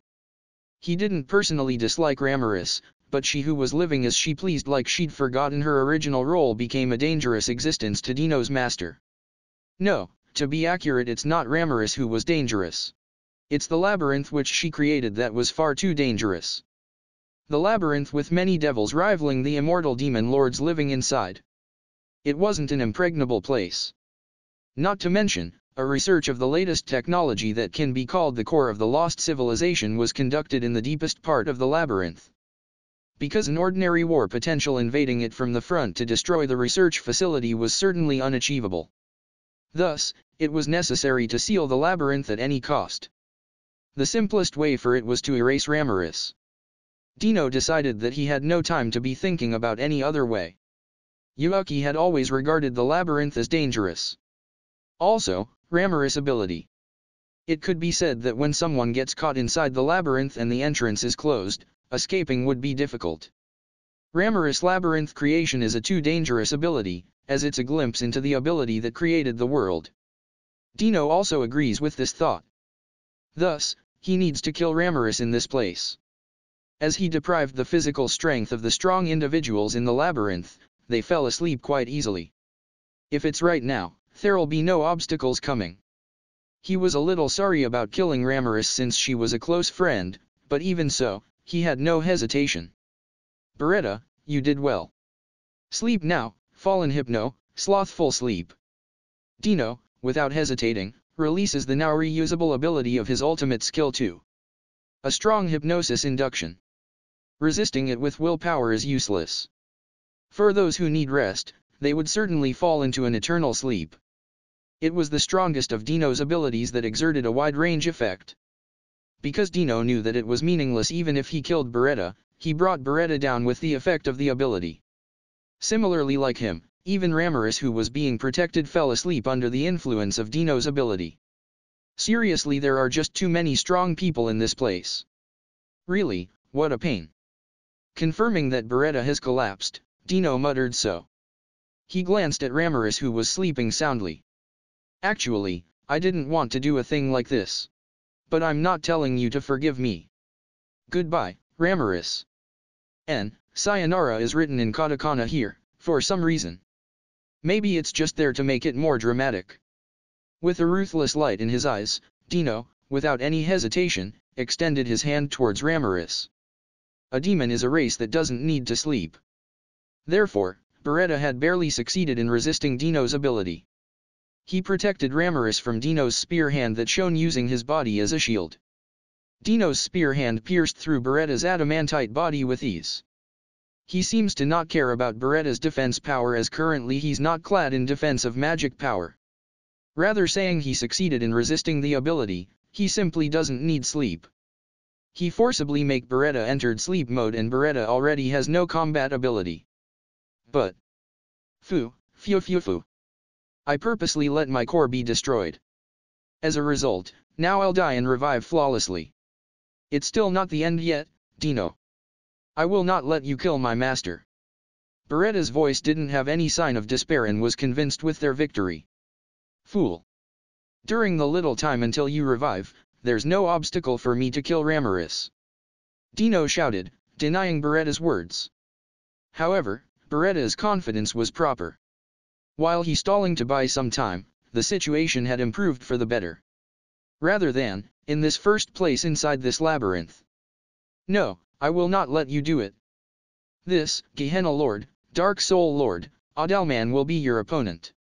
One man no, one skeleton entered the research room as if responding to Dino's voice. I request you to delay him, Adalman. As Beretta called out to him with trust, he became light particles and disappeared. Adalman gave a big nod and began taking over the fight. Inside the labyrinth, a second battle had begun. He was really getting fed up with this. That was not Dino's fake impression. Even Adalman isn't a threat for Dino. However, without destroying his bracelet of revival, Adalman cannot be killed completely. On the contrary, from Adalman's side, being able to stall for some time against Dino, who was of a higher rank, was already enough. Not to mention, do you have time to be looking away right now? A voice is heard, and a sharp slash grazes Dino's cheek. It's Albert's, who appeared after Adalman, sword. A single strike with a god-class weapon from Albert, who was a top swordsman. Albert didn't seem to have mastered the armor yet, and it's certain that Dino is advantageous yet. Attacks towards Adalman were tanked by the two people, Albert and the revived Beretta. And then, the attacks of those two reached Dino with the aid of recovery magic in the powerful support magic category. Magic doesn't affect a person who possesses a ultimate skill. In a sense, this was the natural result because ultimate skills are of a higher rank of magic. But, it's effective even if it only gives an indirect effect rather than a direct one. In other words, weakening magic and the like wouldn't work, but giving support to an ally vanguard was effective. And in addition to that, it's the compound effect of undead magic with divine magic of Adalman, who was a top Grand Priest class. Beretta had been able to show the ability that exceeded this a while ago. Albert is also in his top condition. The exchange of super special moves by the two vanguards who can damage even a spiritual life form. Regarding the special sleep, it didn't have effect as undead and demon didn't need sleep. He, who should have been at an overwhelmingly higher rank, was having a hard fight against three people with lower ranks than him, which was causing him to lose his confidence. Have I weakened because of my lazy habit for a long time? Though it could be said that Dino still had composure, being able to think about such joking thoughts. Shut up. And yet you two people came to attack the weak me, don't say it so proudly. Damn it. Besides, why? The timing was too good, you know. This was too much for Dino, the timing when Adalman appeared was too perfect. It was unnatural for Adalman to appear immediately after Dino had used his ranged attack that was, Fallen Hypno. It's like the coming of that attack had been predicted since the beginning. No, as expected, I'm overthinking it. He denied his own thought, and finished dealing with the attack of those two vanguards. Dino is also a high-level swordsman that equaled Albert in sword technique, who possessed a super special move. However, he is able to fight evenly because of his physical ability rather than his techniques. Because Dino's slothful king Belphegor had a special ability of increasing his power if he didn't move. If you say it plainly, he could basically increase his energy by saving his energy. Though there's a limit to the maximum amount that he could let out at a time, he could arbitrarily use it in the hyper mode to go beyond his usual state. With that ability, Dino can get a temporary overwhelming fighting power. Therefore, because he still had surplus of power, he must ascertain the most efficient way to kill the three people in front of him. Phew, fuhahahaha. I'm happy. It might be not a problem even if I inform you. You were observed, you know. That's only natural, right? Have you thought about the place you are in right now? After all, it's the territory of the great demon Lord Rimuru-sama. You cannot do whatever you please. Of course, this battle is being observed, monitored, too. Adalman informed Dino totally as if what he said was a known fact. No, if he gave it more thought he, too, would agree. Even Dino could see that Demon Lord Rimuru possessed fearsome ingenuity, enough to set up this deeply laid plan. If that was the case, even if they succeeded in resisting Fallen Hypno at first, they would not immediately come over. He might need to be cautious about reusing it. Since Dino knew that they would revive even if he had killed them, it was expected that he would surely aim to neutralize them with a sleeping attack. And if they grasped the time for its reuse, he would have no effective means to completely silence them. Above all else, this, me, the observer, is being observed, he said. That was humiliating. It stimulated Dino's pride, who originally lazy in nature, and Adaman succeeded in making Dino angry. It was a rule for Dino to achieve the biggest result with a little effort, therefore he avoided the use of an ability that consumed energy needlessly. But, it doesn't mean that he wouldn't do it. It might be good if I end it quickly. Dino releases all his power in anger, his unwilling nature had disappeared. He made the biggest mistake by failing to realize who was truly being observed, and as such, he cannot let the people who know this information live. It's troublesome, but I cannot say so either. Don't think badly about me. Fallen catastrophe, temptation towards destruction. The law is rewritten, and the positive factor starts reverting to minus. Energy that lead to the suspension of activity, regardless of being living or undead. However, since there was no compelling force, it was the target of the technique who voluntarily walked on the road to destruction. It can be seen as a kind of hypnotism, but the effect caused by this ability was on a different level. Because everyone who failed in resisting this will surely die. The point of the inducement this time was destruction, but Dino could make the target conduct a specific result with the hypnosis. It was a versatile ability. Because it didn't use sound as medium, a barrier, or the like can't defend against it, which may be its notable point. As one of the 7 deadly sins, sloth could also be called one of the most dreadful ultimate abilities. That's because it's an ability that could exert absolute control over people with emotion and intelligence. Due to the activation of Dino's ability, everyone who was in this place fell down and their deaths were confirmed. Dino had a harder time than he thought. They were existences that hadn't acquired ultimate skills yet, nevertheless he shuddered at the fact that they were only the subordinates of a soul demon lord. To be precise, Beretta holds 2 positions as he was Ramirez' subordinate, but such a thing was an irrelevant point. Really? They were not the highest-ranking people among Demon Lord Ramirez's subordinates, right? It's a justified point that Dino wants to complain. According to Dino's opinion, his opponents now could be the key figures amongst Ramirez's subordinates. But after battling Albert and others, it seems that he ought to make an upward adjustment in his evaluation. Since it had become a state of emergency, the high-ranked group had been dispatched. Among the remaining high-ranked people, he had confirmed that Benimaru had went elsewhere. The only remaining threat for Dino was Shin, but she hadn't awakened an ultimate skill yet. He was extremely cautious and, after confirming the situation, it seemed to be a correct answer for him to wait until the last minute when the success rate increased. Because if Benimaru, Shin, and Sui had also participated in the fight with the 3 that he had just defeated, the situation would have become more difficult even if he didn't lose. Being relieved for the time being, Dino stretched out his hand in towards Ramirez's corpse in order to confirm the result. Fallen Catastrophe is an ability that scattered a wave of hypnosis inducement to the surroundings, so there's no escape from it. The effect is shown if the target is basked in it, even in sleeping state. Rather, the target would die without being able to resist it in their sleep. Dino was convinced of Ramirez's death and touched the body. He touched it, the corpse, or what it should have been. The corpse turned into light particles, as it took the shape of a butterfly and flew around Dino's surroundings. As if it was sneering at Dino. No way. It was an illusion. He doesn't want to believe it as it was unbelievable. But surely, Adelman had said so. This battle is being observed too. Was that a provocation? In order to make me use my trump card. So, when he thought about it, it was unnatural for Adelman to say that remark there even though it didn't create an advantage against Dino. But, even if it could create an advantageous situation, it wasn't something that he could understand. In other words, thunk, thunk.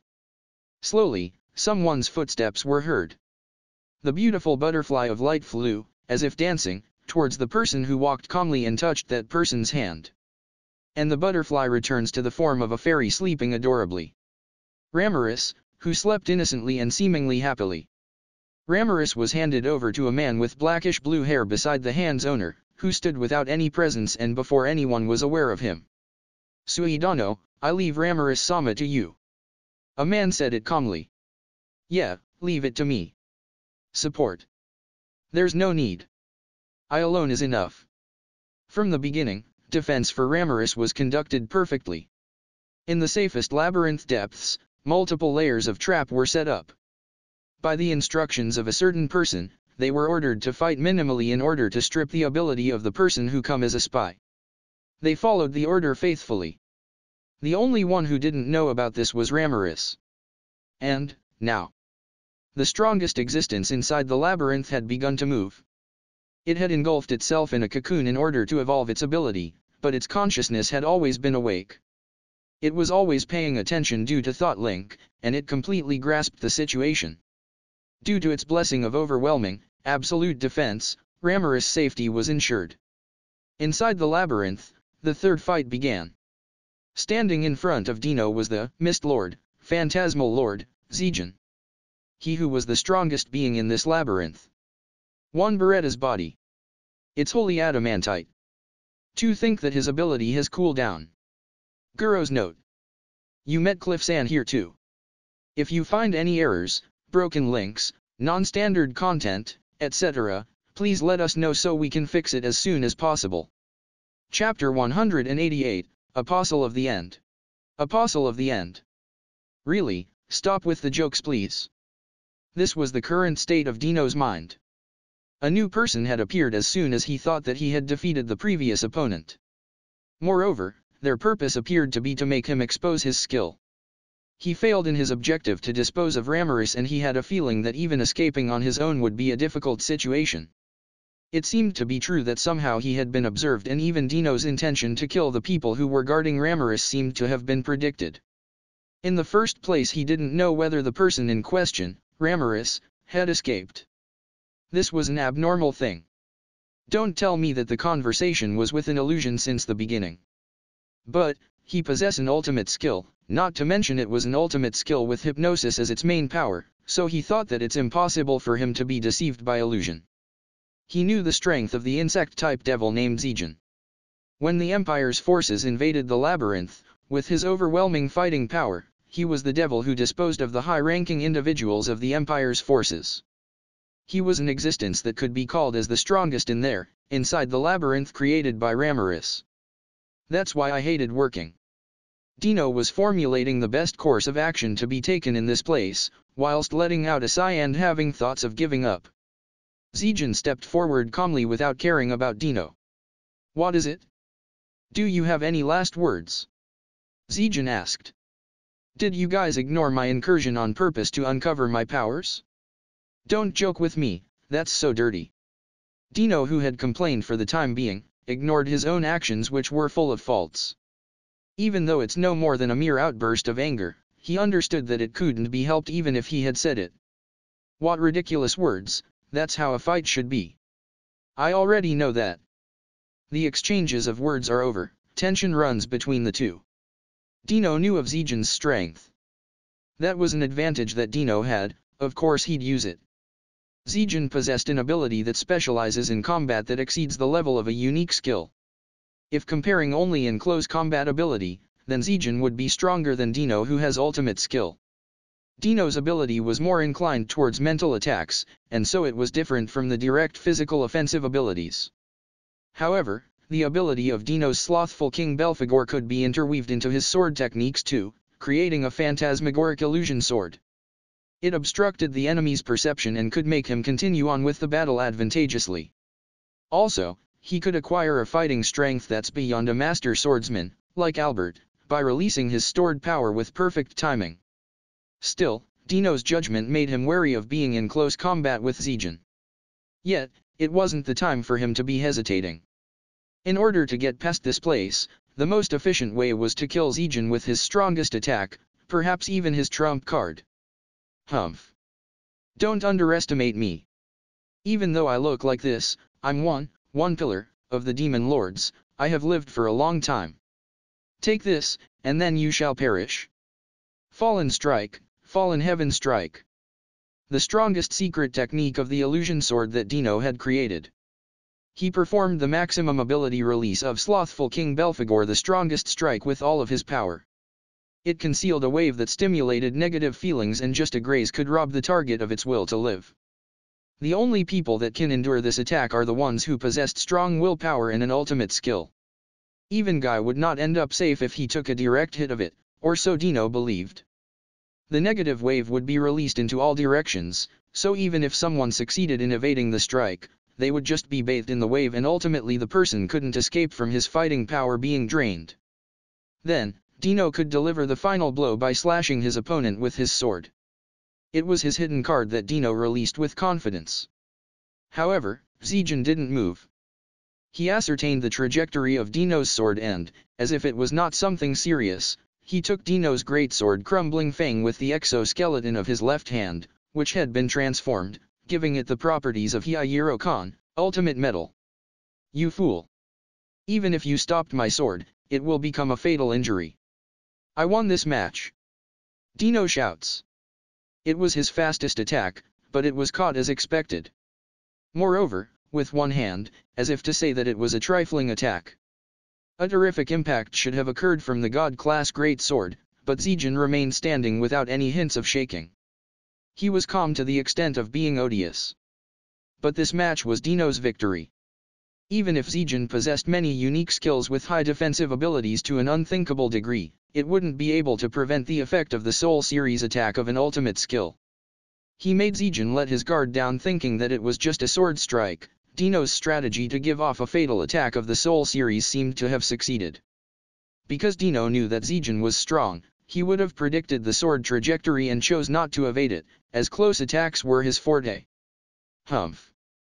I want all of this to stop, good grief. He seems to revive in several minutes, I need to kill Ramirez quickly. So he muttered, as he turned around towards Sui, who was holding the sleeping Ramirez.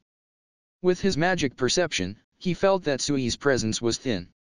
In other words, this Sui was one of the clones.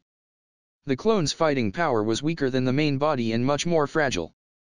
Besides, since Sui didn't possess an ultimate skill and Dino grasped that he doesn't own Ramirez's bracelet of revival, even if the one who standing in front of him was the main body, Sui wasn't a threat to Dino.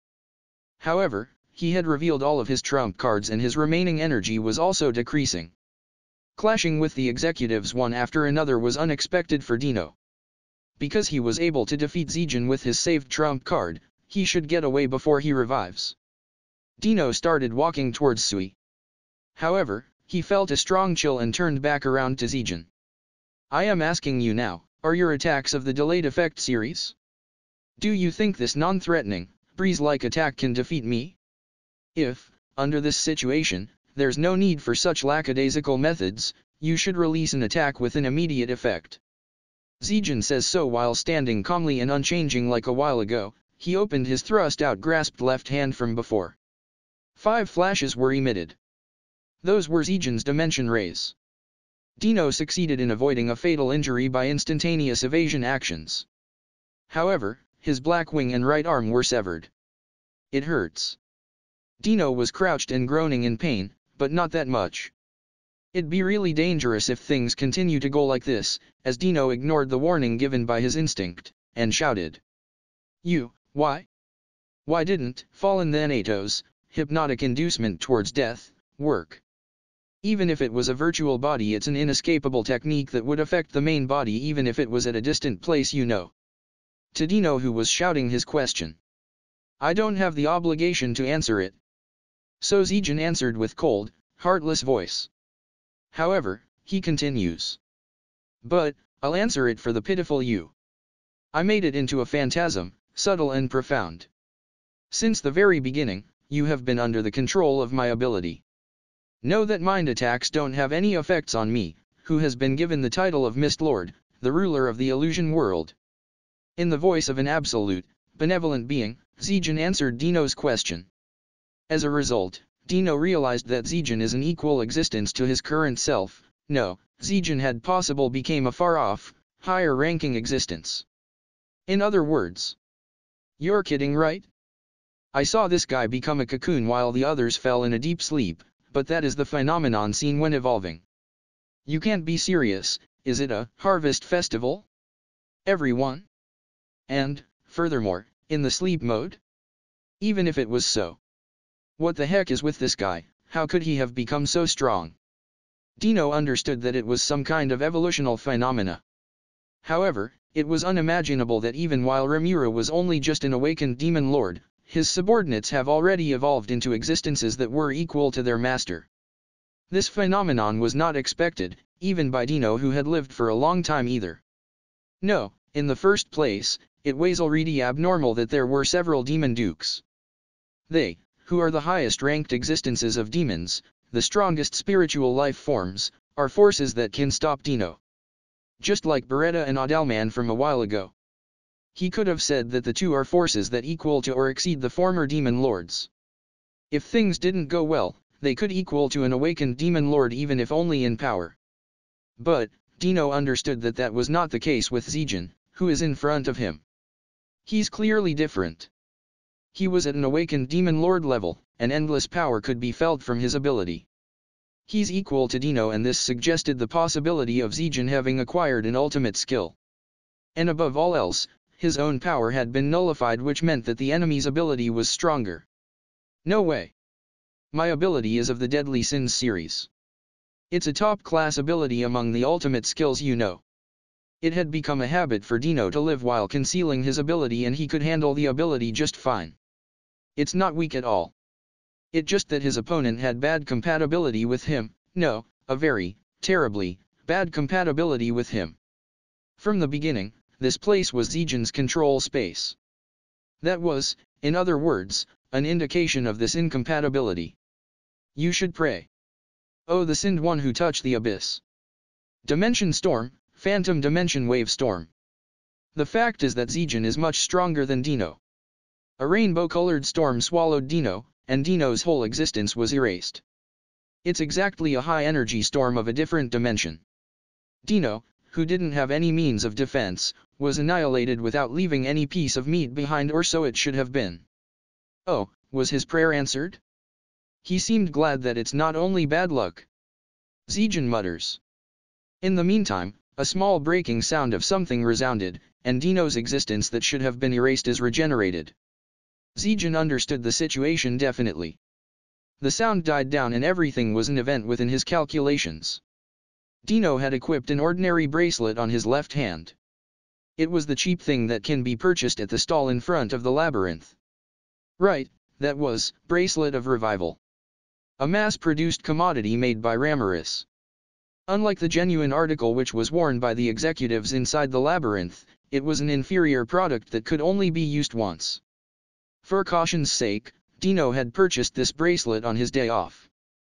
This was because he didn't get provided with the genuine one that the executives wears. When he wore it, he thought that even when all of his positions and conversation were being leaked, his mind could be in relief. Anyway, Dino prepared the inferior article and equipped it this time around. He was going to kill Ramirez, who produced the item, and the produced item was to be his insurance. Being able to do such an unprincipled action unconcernedly, that was Dino's own way of doing things. Naturally, Zijin noticed that Dino was wearing the bracelet. He turned a blind eye to it after he had noticed that, mostly because he was conducting an experiment. Whether Ramirez's divine protection would activate for the person who held hostile intentions towards Ramirez or not. The result was right in front of his eyes. Dino seems to have won the gamble. For Zijin, there was no big difference whether Dino had won or lost the gamble because, in addition to obtaining the experiment results, he had also fulfilled the conditions for victory by protecting Ramirez. Zijin lifted Ramirez, who was lying on the ground, with one hand and quietly laid her down on the couch. Sui seemed to go to support the surface. Zijin was going to join in the fight too, but apparently it didn't seem that he was needed for that. Dino, who got away, will insist on withdrawal, and it will come to an end soon. And if there's no sign of escaping, he will crush him. The safety of this place was secured. Very soon Beretta and Adalman will revive too. After Zijin had confirmed Ramirez's safety once again, he began walking calmly to the surface. I'm really tired of this. Dino was in a gloomy mood because the strategy failed, rather than being in a more delighted mood because he had survived. Rather, if Zijin had become such a monster, then capturing the labyrinth by a frontal attack would be hopeless. Perhaps the situation until a while ago was his biggest chance and he understood that it had been completely lost now. Isn't that guy too strong? Even the finishing blow against himself was beyond his comprehension. Even for Dino, he only seen a glimpse of Zijin's true ability and all other information had practically been hidden. It must be a sign that he had overlooked as the one that was severed was his right hand and not his left hand. Dino was not so foolish as to not realize this. Above all else, that monster will arrive at the surface if he doesn't escape quickly. With the power he currently owned, he could understand that he could not win against Zijin and therefore, he should withdraw as soon as possible. This might be according to that fellow's expectations too. He would let me decide to withdraw simply because his comrade on the surface was at a disadvantage. Or rather, the reason they left the bracelet on me is for an experiment to test whether Ramorous ability will affect people with hostile intentions towards her. As for the reason to do such experiment, depending on the situation, those fellows might have taken the possibility of Ramorous being deprived of her management of the labyrinth. For that experiment, I was used, good grief. It's frightening and unpleasant to think about it. Demon Lord Rimuru, a fellow you mustn't be careless with. To the frightening imagination that he thought of to himself, Dino increased his evaluation of the Demon Lord Rimuru by several steps. He even used Ramorous, who is his friend. He is someone who might throw away something if it's not necessary anymore. If such a person, who is more frightening than a demon, planned a strategy, then no one will know whether there are any other kinds of traps that have been laid out. Dino hurriedly returned to his comrades on the surface. When Dino traced back to his comrades, the progress of the battle changed to his advantage. Standing there, protecting the entrance of Monster Country Tempest is the Barrier Lord, Gerudo. His body was stained with blood and it wouldn't be strange for him to suddenly collapse because he's full of wounds. By his side are Sui and Shin. The executives themselves and not their subordinates are the ones who have become the opponents to prevent the damage from being spreading out. Dino thought that it was the correct action. The opponents of those three were two fallen angels who were Dino's comrades, Pico and Gracia. His observer comrades that were called Apostle of the End had overwhelming power. Spreading their three pairs of jet black wings, they were inappropriate for angels who were the proxy of God's will. Unlike 10 people who stayed in the sky, the two were just like Dino, who had fallen onto Earth. Including Dino, there were formerly 13 members of the Seraphim. But 3 of them had fallen onto the Earth and had done many kinds of activities.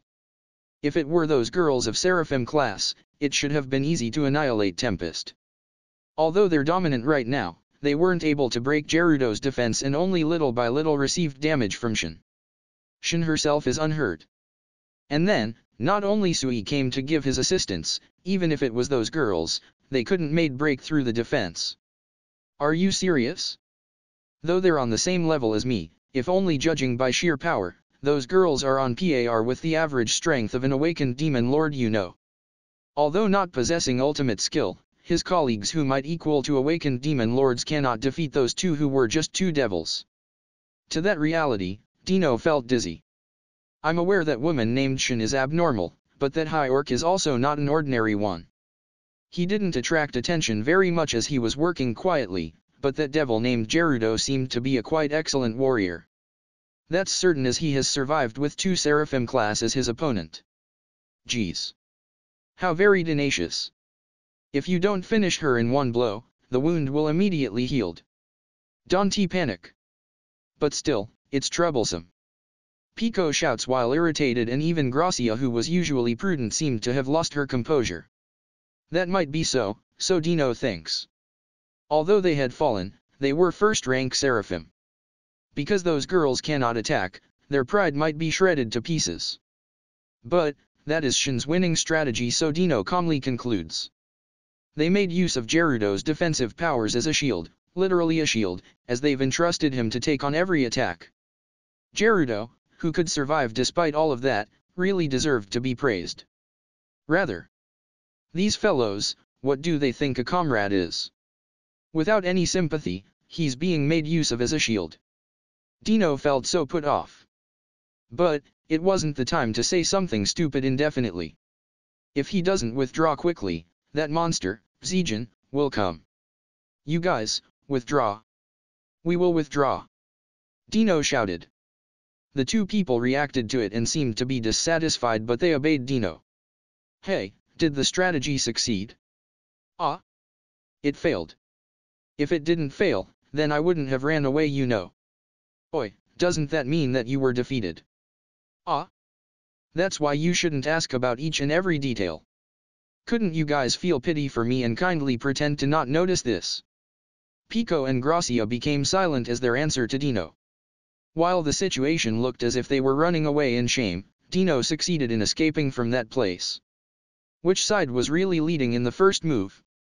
It was an opinion that was heavily debated in the coming ages. However, it's certain that the controversial details were known only by people who knew about the internal circumstances deeply. The one thing that could be said, as the event was well within the calculations, there was no real damage at all on Tempest.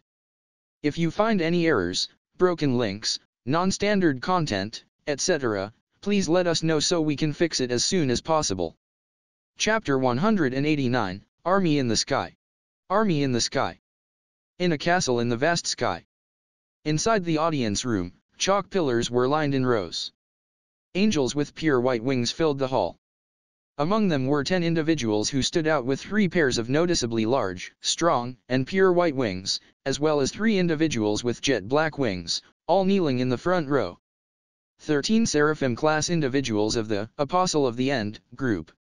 Unlike Dino, who was a fallen angel, the pure white Seraphim didn't show any expressions. As if they were robots, their expressions remained still like no masks one. However, 2 of them were pleading with surging emotions to retain their humanity.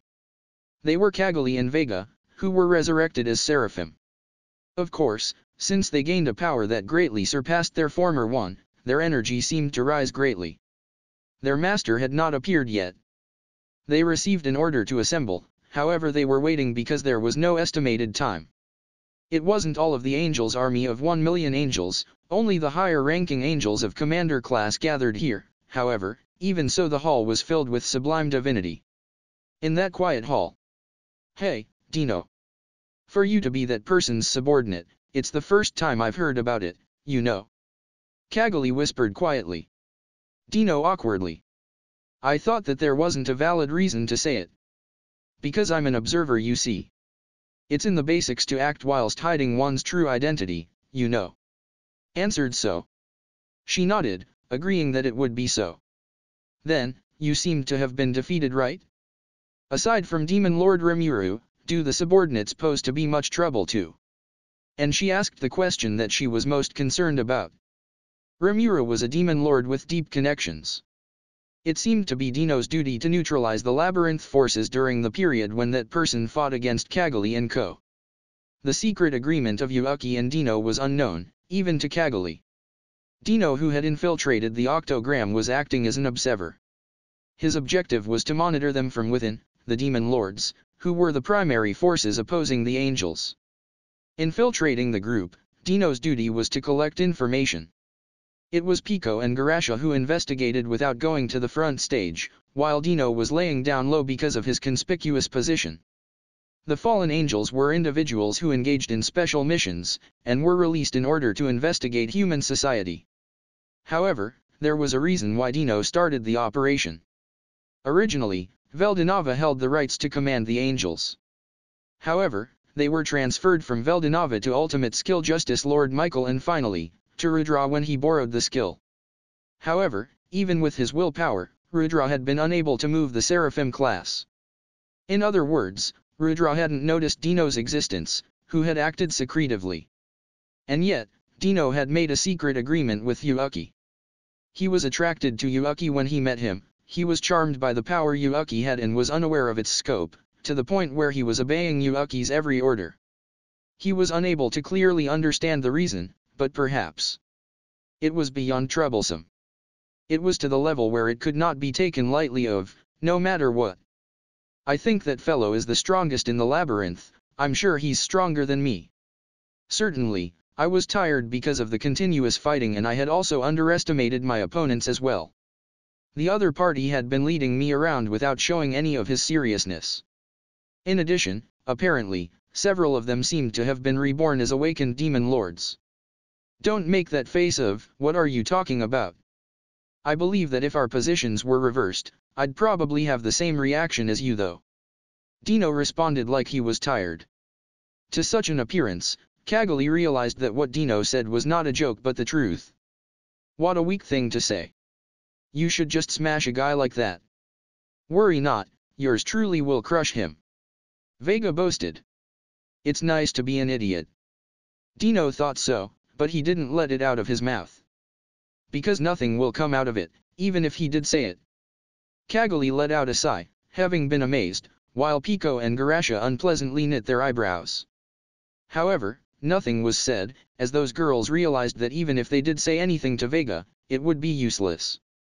The place was wrapped by silence once again following Vega's remark. Cagali thought about Dino's remark. Cagali, herself, had taken in the power of the Seraphim, and in turn, her power increased greatly. Furthermore, although it was something not known to any other than Yuuki, she had also awakened as a demon lord. 10,000 souls had been poured into her demon lord's seed. As the person who took on the power of an awakened demon lord in a Seraphim, she acquired the ultimate skill Dominion Lord Melchizedek. Obtaining the absolute rule ability, she was given one of the 4 fiends of the Heaven Commanders, ranked by Yuuki. He chose the 4 strongest people and named them the 4 fiends of the Heaven Commanders. She and Dino were 2 of the 4 fiends of the Heaven Commanders. Another one is Vega, while the last person was unknown.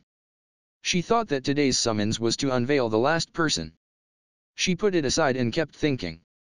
She and Dino were equals. Such a person had asserted that he wasn't joking about being played around by his opponent. It might be an enemy that they could never be careless with. But, even so, Cagali had a hard time suppressing the pleasant feelings that sprung out from her heart. The tremendous power that she now owns. She had a hunch that the chance to test it will come soon. And just you wait, Leon. Next time, it'll be your turn to cry. Cagali kept thinking while holding back her feelings of obscure joy. Is her present self really weaker than Dino? No. She never thought so. Even if the opponent was capable of leading Dino around, if it was her, then she could probably win. Because her power already surpassed an awakened demon lord. Cagali thought that if it's her current self, even Demon Lord Leon might not be a threat. Cagali quietly waited for Yuuki to appear whilst continuing her thoughts. Vega doesn't think. He just waits for an order. He has power. He looked into the deep abyss of this world by experiencing death. He insatiably devoured a seraphim and made the power his own. At the same time, the fragments of the abilities that he had acquired so far fused, and he felt that they were strengthened. Defeat gave birth to power. An incarnation of spontaneous explosive power. That was Vega.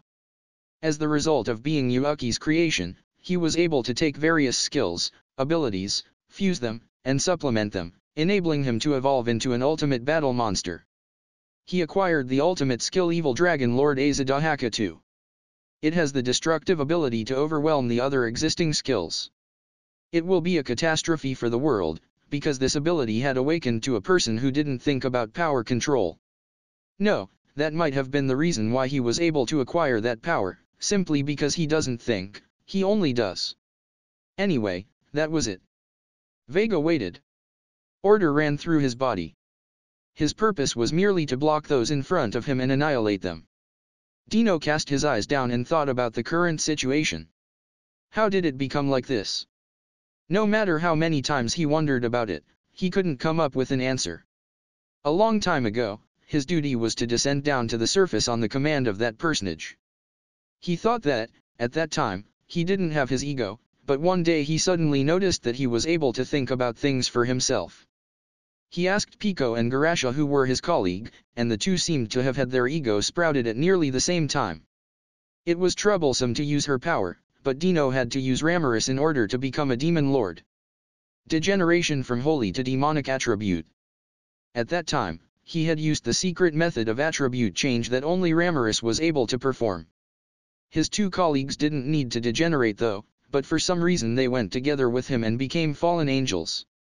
Dino's impression of them were that they were strange fellows. After his master had disappeared, Dino kept observing the whole time. He had to make sure of the ending to the game between Guy and Rudra, because his loyalty to his master, who had disappeared, wasn't lost. Because Dino believed that his master would come back one day, no matter how much time it would have taken. And then, he came across it. The brightness of the soul that he could understand at first sight. Dino realized that his master had finally returned. But, it seemed his master wasn't able to move freely because of some kind of constraint. So he handled his duty as an observer, the same as always. Because he knew that his friend was troubled, he continued his willful life while incidentally doing some meddling in various ways. He did well so far. Because the only instructions given to him by his master, who returned, was for him to cooperate with a young man named Yuuki. The problem was the matter of his failure in his attack toward Ramirez from the other day. He had reluctance in killing Ramirez, who was his benefactor, however he had no other choice but to do it in order to neutralize the labyrinth. That labyrinth was obviously a threat and he decided that its guardians, the devils, inside were not an existence that he could ignore. Since it would be difficult to bury them all, it was natural to aim for Ramirez, who made the labyrinth. However, he didn't really intend to kill her and only intended to apply a seal with deep hypno, eternal sleep. But it ended in failure. Not only just that. A mark of a blue butterfly was engraved on his regenerated right hand. No matter how he looked at it, Dino thought that maybe it was a curse, or something similar, of some kind of restriction series ability. This would explain the reason why his escape was so easily allowed, so Dino felt like he wanted to let out a deep sigh. Just after that attempt, Dino's true master awakened. He felt depressed in reporting his own ineptitude, while at the same time feeling pleased. If the other party is Yuuki, at least. Sorry, failure. He was able to report it with a smile. The longer he hesitates about making the report, the worse the consequences will be. Dino's anxiety was proved right after all. Hiya. Dino-kun, are you well? He didn't want to hear it. The voice of the demon lord, Rimuru, who was more unpleasant than the devil, resounded in his brain. This is bad, as expected. It was the ability of such a system, right? He couldn't erase the mark of the blue butterfly, even if he had tried to do so. It shone more beautifully now, compared to the time when it had first been attached, as if the shine was evidence that the ability had taken root. Although he had covered it with a bracelet, it was only its appearance that he was able to hide. Is this Rimuru? Yeah, you understood well. It's me. What is your business? I'm busy though. For the voice that echoed even though he didn't want to hear it, Dino asked. Nothing. It's just a simple conversation, Dino-kun. You seem to have provoked me for a fight, right? Well, enough about your attack to the labyrinth. Your colleagues seemed to aim at the town, right? Normally, it's an unforgivable act, but I may let it slide this time. Seriously? What is the condition? It's a simple thing. You are on Yuuki's assumed side, right? Because an all-out war will happen between me and Yuuki, you must not do anything. I intend to have you be a spy, but the information will be totally untrustworthy. Even you will feel sorry with betrayal too. It isn't a forced question or the like. I'll know if you are telling a lie, and it's the same even if the matters change after you say it, okay? Dino understood what Rimuru was talking about. If he changed the contents of the information after he had reported it, it was no longer a valid report. Rimuru seemed to have grasped the right to decide Dino's life or death from a distance, but it was impossible to control to the extent of restricting Dino's action, or something like that. It's suicidal to plan a strategy based on information that can't be trusted for a large-scale military campaign. And so Dino shouldn't do anything. In short, he should continue as a NEET. But, then there's no point, right? But, with only that, aren't there no merits for you? There is. I can shave off the war potential of your side, as long as you don't join the battle. The biggest advantage is to have you become our contact. Although it's okay if you participate in the fight, I want you to move when it becomes some kind of emergency. Oh well, although I doubt whether the opponent who wants to destroy the world will respond for a discussion. I see, so Dino understood. Demon Lord Rimuru will intend to fight with a frontal attack till the end. He plans to win. Even though he advised him to surrender, he still wants to use Dino. Dino thought that he's a really naive Demon Lord, naive in every aspect. Or possibly, it may be Rimuru's aim to make him think like so. Even if his group almost lost, he understood that a surrender will not be accepted, therefore Dino didn't think that Rimuru will rely on him either. Understood. I'll take your complaint. I will be devoted to the observer role as much as possible. It will be fine, right? Ah, that's right. To Ramiris, I'm sorry, I will be saved if you give her my apologies. Ah? Apologize later by yourself. She yelled threateningly that she will try all of her 48 special moves on you. It's not 48, right? She can only use dropkick, can't she? How would I know? She said so. Will you say it to her? Fufu. Understood. See ya. Ah, see you later. See you later, huh? Dino was aware that he felt happy from the bottom of his heart after a long time. And it was a problem, as he was at his wit's end. Dino didn't have any intentions to betray his creator, master, after all. On the other hand, Dino understood that if he had reported it as it was honestly, he would be erased. It has become troublesome, that was Dino's honest feelings. But whatever. After all, I'm very useless. I mean, the more seriously I work, the weaker I become. Because I say that I don't want to work, it's a dream come true.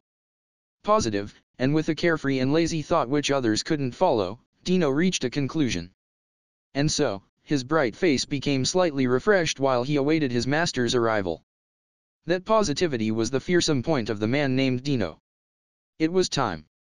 A bell resounded solemnly, and the door was opened. A young man and a celestial maiden, who followed behind him, appeared and walked calmly towards the throne. The young man is Yuuki, no, he's the other Yuuki inside Yuuki. The celestial maiden is a beautiful woman who had long, silver hair flowing down her back. However, her face was devoid of any emotion. She was a beautiful woman who had a pretty face like a no mask. When Yuuki sat down on the throne, the celestial maiden, with natural movements, stood on his right side. Show your respect. A dignified, melodious voice echoed throughout the hall. With it as the signal, the people who gathered stood up together and formed a line. Yo, everyone. Long time no see. To some people though, nice to meet you. I'm the person who carries the nucleic core, heart, of the stellar king dragon, Veldanava in my soul. Being one in body and soul with Yuuki, it's an unusual case as there's two hearts in one soul. It's my turn now, please treat me well. About me, call me Velda and not Yuuki. And so Yuuki, no Velda, said as he started to talk. When Veldanava married Lucia, who was the younger sister of Rudra, he changed his name to Veldanava. Thus, he settled it by giving his official name. And now, it was time for the descent of the true master of the castle on the sky. The grand audience hall, by the blessing of the will-less angels, was wrapped in a wave of joy due to the overwhelming divinity. Their true creator had returned after a long time. Velda intends to settle everything with the Great War game that he declared to the Demon Lord Rimuru. It is the last decision that he gave, and it was the will of the creator, Kagurazaka Yuuki, who reproduced him. It could be easily imagined that it would become a large-scale Great War, the likes of which have never been seen before. He did not understand his own true identity. He is Angramenyu, the one who wished for the destruction of the world. He wandered to many worlds, passing through the eternity of time, until he dwelled into Yuuki's soul. When Yuuki had just become a grade schooler, his parents were involved in an accident and died. It was an instant death due to a head-on collision with a truck whose driver fell asleep at the wheel, and it was at this time that Yuuki awoke. It could be said that Yuuki's will, that wished for the destruction of the world, was the main reason why Angramenyu awakened. Since then, several years have passed by, and once again he crossed worlds once again. Was it a coincidence or was it the inevitable? He recovered a fragment of his missing memory and built a firm will due to Yuuki acquiring the ultimate skill creation Lord Ahura Mazda 3. However, that power was too much for Yuuki at the time. Angra Mainyu regained his memory as Velda once again simultaneously. Velda, who had just awakened, used most of Yuuki's power, so ultimate skill creation Lord Ahura Mazda was degraded into the unique skill creator. And so, with the relationship of coexistence and mutual prosperity, it became like how it was now. According to his memories, his true identity was Velda, in other words, he was the heart of the stellar king dragon, Velda Nava. Most of his soul power had been passed to Milim Nava, who was his daughter. The remainder was him, Velda Nava. But, was he really Velda? He may only be Angra Mainyu, whose will awakened to a simple skill. This was the question that had always dwelled inside Velda's mind. Stellar King Dragon, Velda Nava had perished, and Velda was left. Then, is the current him the Stellar King Dragon? The answer was no. He is an empty shell which had lost its power, and he was not a match to his power during his prime. But, there were no problems. His power was sufficient. He even finished recovering Justice Lord Michael, which transferred when he died. As for his purpose, it was plain and simple.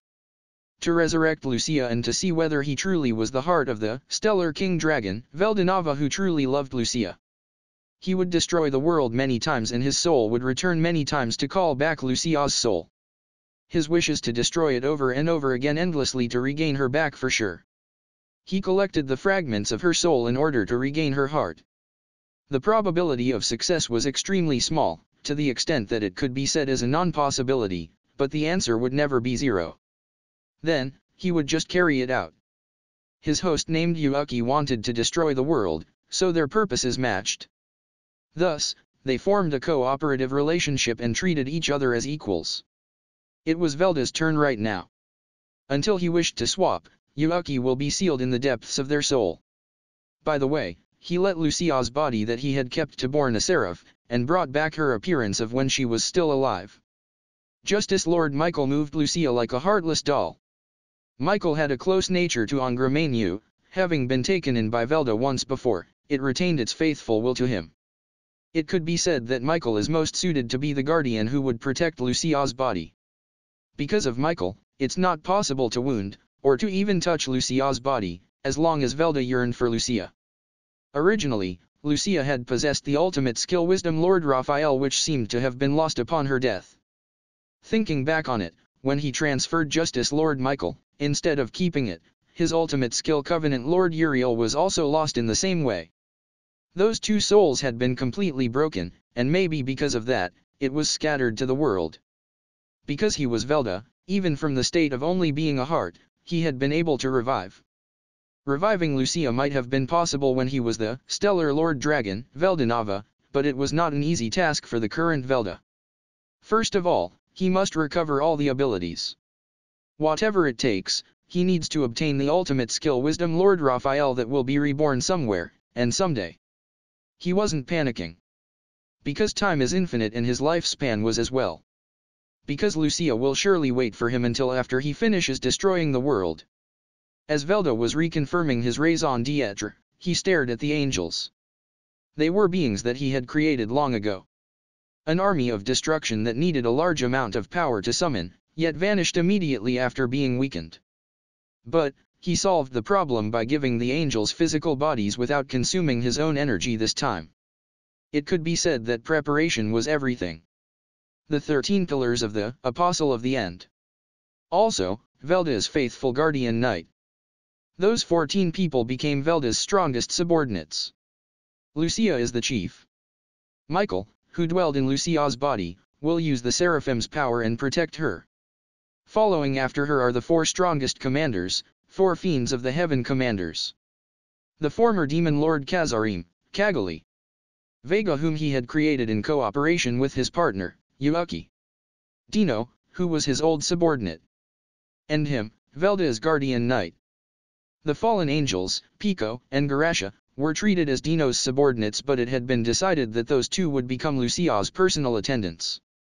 7 of them remained. The executioners, 7 angels of punishment. They were the commanders of the detached corps who led the army of angels. They were revived as seraphim using the souls of strong people among Yuuki's subordinates. The chief of the 7 people was the assassin named Arios. They awakened the ultimate skill weapon lord, as they were people who were skillful with the shield, sword, axe, hammer, spear, whip and bow. They were also sufficient as war potential, enough to destroy the world. The angels who listened to Velda's speech didn't show any expression. However, they felt the supreme joy of being able to obey the orders of their creator once more, and they waited impatiently for an order to be issued. The outbreak of the war was nigh. Guro's note. Do think count as a cliff? XD. Thank you for coming. 1. This, for more information go here. 2. Aji Dahaka, Aza Dahaka / Dahak / Zahak. The son of Angramenu in Zoroastrianism, an evil figure in Iranian mythology and folklore. 3. Ahura Mazda. The creator and sole god of Zoroastrianism. If you find any errors, broken links, non-standard content, etc., please let us know so we can fix it as soon as possible. Chapter 190, Ultimate Skill. Ultimate Skill. I can't return to Tempest until Krishna's arrival. But, I didn't just rest leisurely while waiting for Krishna's arrival. Just like Emperor Rudra's wish, I'll take his place to maintain the peace and order of the imperial capital. I conferred with the nobles who had requested a meeting, patrolled the imperial capital, or that was what I claimed as I went sightseeing the imperial capital. I was very busy. Because the sightseeing serves as an inspection of the city structure, I'm not playing around. Well, it turned into recreation nonetheless. For the reconstruction, there's no need to do anything special right now. After all, there was no damage to the buildings, the main damage was on the human population. However, as their relatives were robbed by the angels, it might be necessary for us to perform mental care so as to cope with the fear of the citizens who will be ruled by a demon lord. Don't you think that such matters would not be suitable tasks for the demons? However, unexpectedly, this is not true. The demons who eat emotions were helpful, because they reduced the burden on the mind by eating the emotions such as the fear and anxiety of the citizens. Although there would be negative effects to the citizens if all of their emotions were eaten, I ordered them to adjust the citizens' emotions with moderation. It doesn't mean all of the citizens' sadness disappeared, but it could prevent them from performing a rebellion or organize a resistance, so it might be best for them. Though the demons would probably erase them the moment such signs are seen. I predict that they wouldn't report small matters like that at all. Before the game, Yuuki, or rather Angramenu, made certain to pluck up all the sprouts of worrying elements. I intend to overlook such things as it can't be helped when it happens. I don't intend to interfere with the civilians, but I won't hesitate to destroy them if they raise an armed uprising.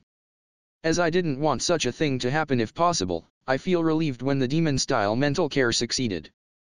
Dino seemed to show his true colors in Tempest, as if he was waiting for the timing when we would be in the middle of combat with the Empire's army, or rather, we might be the one who chose the time. I confirmed the damage immediately. Gerudo had received serious injuries while Shin and Sui seemed to be lightly injured. Shin's injury was only to the degree that it will be healed immediately, while Sui could hardly be called wounded, as such I felt relieved. On the other hand, Gerudo's injuries seemed to be considerably bad. It didn't endanger his life, however, he seems to have fallen into a situation of needing a complete bed rest. Because of my worry, I came back to check on his condition with the transfer gate during the break. Hey, Gerudo. Are you alright? I asked his condition as soon as I entered the treatment room. I saw Gerudo's miserable appearance. For Gerudo, who has a high recovery rate, to still be in this state, it is probably the influence of the enemy's abilities. As I hear about his condition, I see it while referring to the Archive 1. The fight, where Shin and Sui used Gerudo as a living shield, is projected clearly. How cruel were my feelings that make me want to console Gerudo from the very bottom of my heart. No. As far as I can see, they had repulsed 2 fallen angels which are of higher rank, and as a strategy this might be the most optimal choice. It's a secret, that I am a bit scared of this lack of mercy. I'm certain that this action is exactly just like an action in a strategy that is drafted by Raphael-san. Oh Rimuru-sama.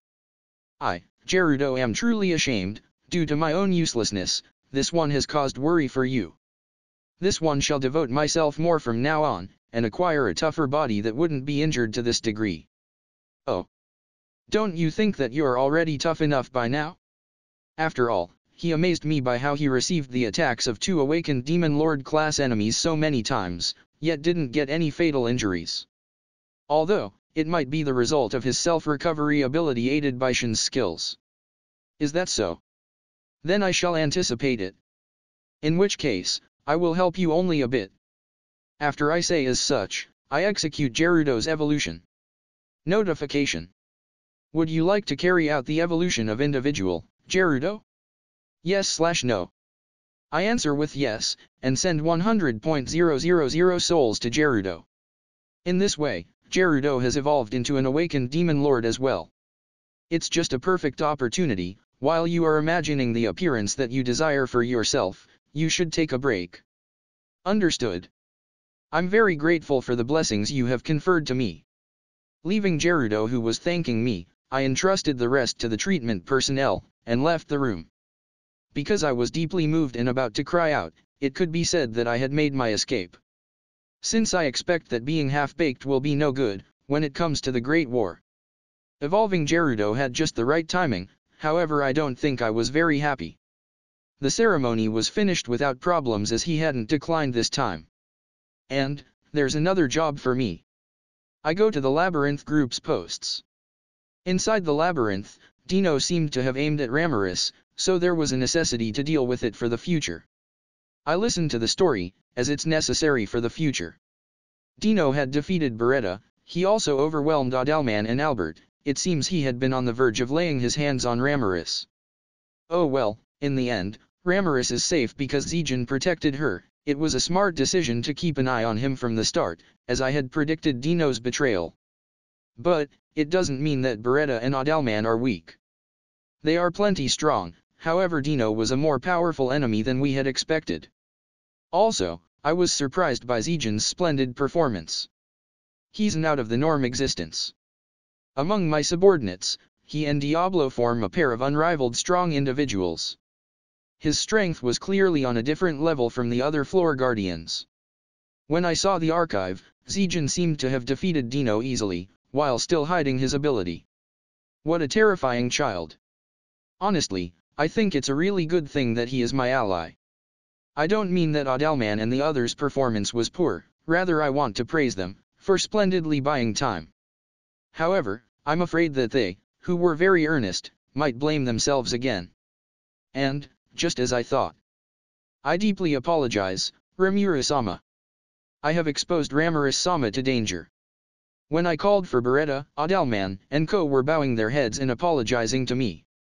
As expected. I thought that they will feel some sort of responsibility, like this. No, didn't you guys succeed in stalling Dino, in accordance to the plan, right? It is a superb achievement. However, I am the central figure in the defense. Although I was appointed by Ramura-sama as Ramiris-sama's guardian, in this crisis. Beretta still argued vehemently. He must be quite frustrated, however I believe that he was not the only one to have noticed whether he could win or not, in addition he took the most appropriate action. He seemed to settle down at last, when I praised him that it was a splendid work.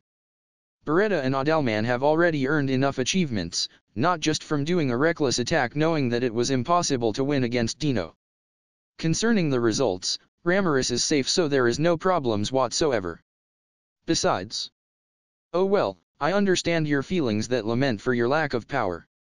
If that is so, then I shall give you all more power. So, I took a pose as if showing what a great demon lord, and held my hand over Adalman's head. Notification. Would you like to conduct the evolution of individual, Adalman? Yes/no. I reply with yes and Adalman's awakening evolution completes. The next is Beretta. Fortunately, I acquired a large amount of souls during the battle with the Empire Army, therefore I am able to evolve Beretta. Although I had changed the master and servant relation to Ramiris as the master rather than me, Beretta is still one of the devils that I created. Even now, I own the authority as the sub-master, and there's also the important duty of protecting Ramiris. Because I can strengthen him, I want to awake him. The power that will be necessary to accompany the 4 Dragon Kings. You too, Beretta. From now on, continue to protect Ramiris. I end Beretta's awakening evolution as I order him so. Yes. I will put this life on the line. Beretta strongly nodded to my words and seemed to accept the evolution. Then I told him to recuperate at ease and had him return to his job. Oh well, it's because they're strong to the degree that even if the enemy was rather powerful, the labyrinth defense will be alright. However, there is also the possibility that the Guardians will need to rally forth to face the enemy. If Beretta becomes the person in charge of Ramiris's protection and the labyrinth management, then I will feel more assured. And with this, one of my tasks came to an end. When I visited Ramiris, who was sleeping innocently on the couch, she seemed to be sleeping in bliss.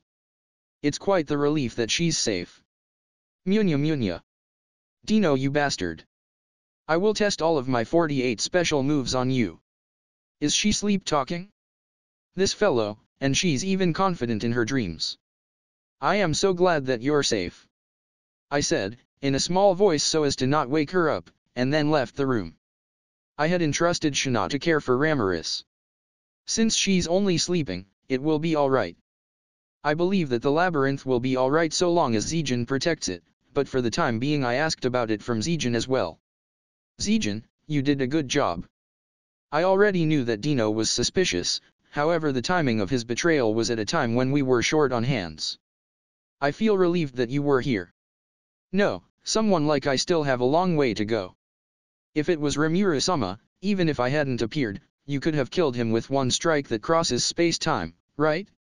I feel grateful for the chance you have given me to participate, whether I was able to meet. What is he trying to say? A strike that crosses space-time? I might not be able to do that. What kind of monster does this guy picture me as? Ah, yeah. That's right. Perhaps, I might be able to do that, right? Yes. It is a simple task if it is Rimuru-sama. This is far beyond mere respect. I feel like his gaze is more like someone who is revering their god. Because Zijin has compound eyes, this might be no more than my imagination. Pulling myself together, I spoke with Zijin for a while. Apparently, he carved a curse onto Dino. Not the thought manipulation kind, but the terrifying kind that even has the power over life and death. In a case that the target does not act according to the practitioner's intentions, it could immediately rob the target of their life. However, it can't make detailed limitations, like restraining the target's actions, so it can't really limit what the other party will do. Though he seems to know when the target tells a lie, there's no special limitation besides that. It is capable of making it impossible, for the target, to say anything about the curse to anyone else, as it is a cue for the activation of the ability. Simply put, it is a curse that grasps the life and death of the target. Resisting is not possible after the curse has been carved. In other words, it's already impossible for Dino to lift the curse. It may be possible for him to expel it, with cooperation from a high-ranking skill holder. But at least Zijin was able to put the inhibition on even an ultimate skill owner. Certainly, he could take his life on such an occasion, since he has caused Dino's death once before.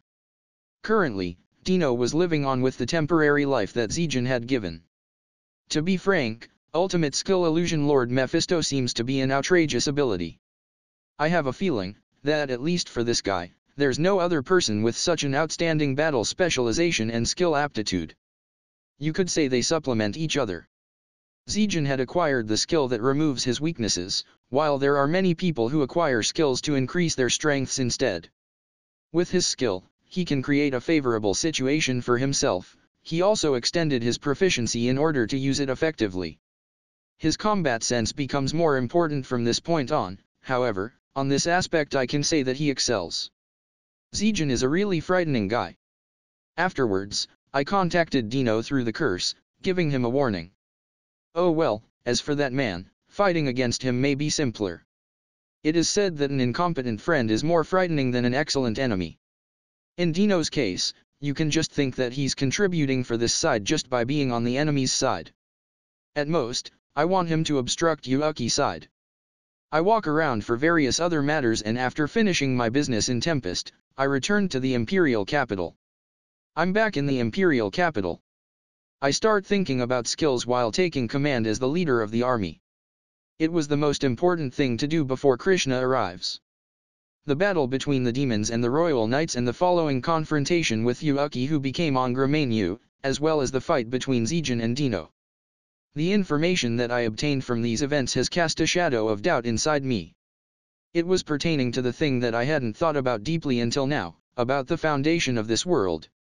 That is the way it is, so that's how things happened, but I wasn't able to ignore my inquiry into this flow of events. In other words, what really are skills? About this matter, I've possessed a unique skill since the time I came to this world. Basically, it is said that only hero-class individuals possess unique skills. However, the ability is varied as it is called unique, that is, one of a kind. As it is unique, there is a great difference in the strength of the ability. If it becomes an ultimate skill, then there would be differences of power, like heaven and earth. The people who acquire an ultimate skill will come to understand the laws of the world. Therefore, they are existences that are superior in utilizing magic. Since it is more superior than unique skills, I thought that the only thing that could oppose an ultimate skill was another ultimate skill. But, it doesn't seem to be an absolute rule, although it is correct. For example, Chloe's Infinite Prison and Absolute Severance. Although these skills are unique class, their strength can essentially be said to belong to that of ultimate class. Depending on the situation, it may even win against an ultimate skill holder. In addition, the demons have already demonstrated this, by defeating the royal knights who had ultimate gift alternative, which had been of ultimate class, with their unique skills. In other words, the differences between ultimate and unique is not absolute. Even if I think about it from such a standpoint, then a question appears, what is a skill? It is still easy to understand a species' inherent skill. Because, just like it is stated, it is a skill that specific species have. I can also similarly understand extra skills and basic skills, like swordsmanship and sorcery. Because such skills only generate differences between each individual based on their level of proficiency. However, unique skills generate individually, and the performance is respectively distinctive as well. There are also those which resemble closely that can be grouped together, yet there are none that are identical. Probably, even if the skills have the same name, their performance and rules may be different. From my current experience, I am certain that it is easy to awaken an ability by having a desire or a fervent wish. Rather than talent, it's aptitude. No matter how much you wish for it, you can't acquire it if your energy is insufficient. Anyways, skills aren't something that can be acquired by wishing alone. The strength or weakness of the skill are directly influenced by the will. To manifest a more powerful effect, a strong will is necessary. In the end, I guess willpower is used as the primary power source. After ascertaining the nature of skills, the next step is to investigate its correct usage. Because I have Raphael-san with me, I had him teach me the correct usage. Even through acquiring skills by oneself, it isn't like someone will understand how to use it. A good example might be Dino. According to Raphael-san, Dino's skill seems to be Slothful Lord Belphegor of the Deadly Sin series. The Deadly Sin series are skills that are placed at the top rank among ultimate skills. Even so, he was completely defeated by Zijin. It was the result that Raphael-san had predicted. I had been half convinced, however Raphael-san asserted that the labyrinth was alright if Zijin was there. The result is just as Raphael-san had said. Whereupon I heard the reason. Solution. Individual Dino has made an incorrect usage of the skill. So, she had explained in that way, like saying it as a matter of course. Slothful Lord Belphegor that is born from a lazy mind becomes weaker as the holder moves. Therefore, the correct way to use it is to employ subordinates, or companions. It is only by granting the use of his ability to a proxy, that the skill will show its true power. If it's Guy, he would understand the nature of the ability and master it correctly. However, a lazy bones like Dino hadn't seemed to notice the true nature of the skill. Rather, he might just master the skill instinctively and in an unexpected way if he always relied on other people. His defeat was the result of him moving. That fellow has such a character, and it might be why he had survived. Certainly, the moniker of, the more he works, the more he fails, is not just for show. Besides, there are also other skills which are difficult to control, like Masayuki's, although he himself didn't wish for it, as he is naturally seen as a hero. Isn't it difficult to know the true nature of the skills and the ways to master them? It's synonymous with understanding one's heart, a complicated task. That is why you can never draw out its true performance if you mistake that a skill is merely a weapon or the like. The next question. Is it possible to duplicate an ultimate skill and give it to a subordinate? The true nature of Dino's skill is the mass-produced ultimate gift by Justice Lord Michael. The transfer of the skill to subordinates or companions, but can I transfer an invented ability? I can't deny its possibility because there might be a previous example. However, if it is possible, does that mean it is possible to create an invincible army? I thought about it up to that extent and immediately denied my own thoughts. If you just think about it, it would not be that convenient. Certainly the royal knights who had the ultimate gift were strong. However, there were only two people who were truly able to master their ultimate gift. Those were Damrata and the warrior whom was royal knight number 3, Granite-san. The other people hadn't understood the ultimate gift's nature after all, and thus were defeated by the devils whom only had unique skills. In my opinion, even Damrata was only equal or slightly inferior to Hinata during her prime. He was certainly strong, but the ultimate gift was weak. It might just be the difference with the man named Kondo who had developed the ability himself. I'm certain that that man was special. From the fact that he hadn't wavered even while being overwhelmed by Carrera and being equal to Diablo only in case of his power. Hey, is it possible for me to grant ultimate gift to my subordinates? Solution. It is possible. Raphael answered like it was nothing.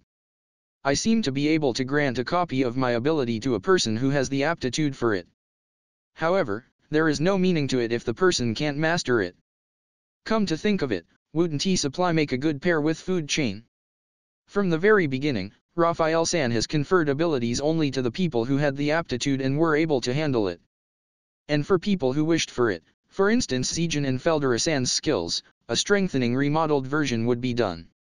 Even if I only gave strong abilities, I couldn't give the mastery for it. Because of that, for strengthening, it is possible even if they asked for it from the beginning. Since if they didn't ask for it, then it would be useless. Rudra was mistaken in that point. No, even if he noticed it, he might not have been able to help but to do so. Even if a powerful skill is given, there's no meaning if the person themselves doesn't understand their own mind or a strong will to master the ability. It comes down to the last question.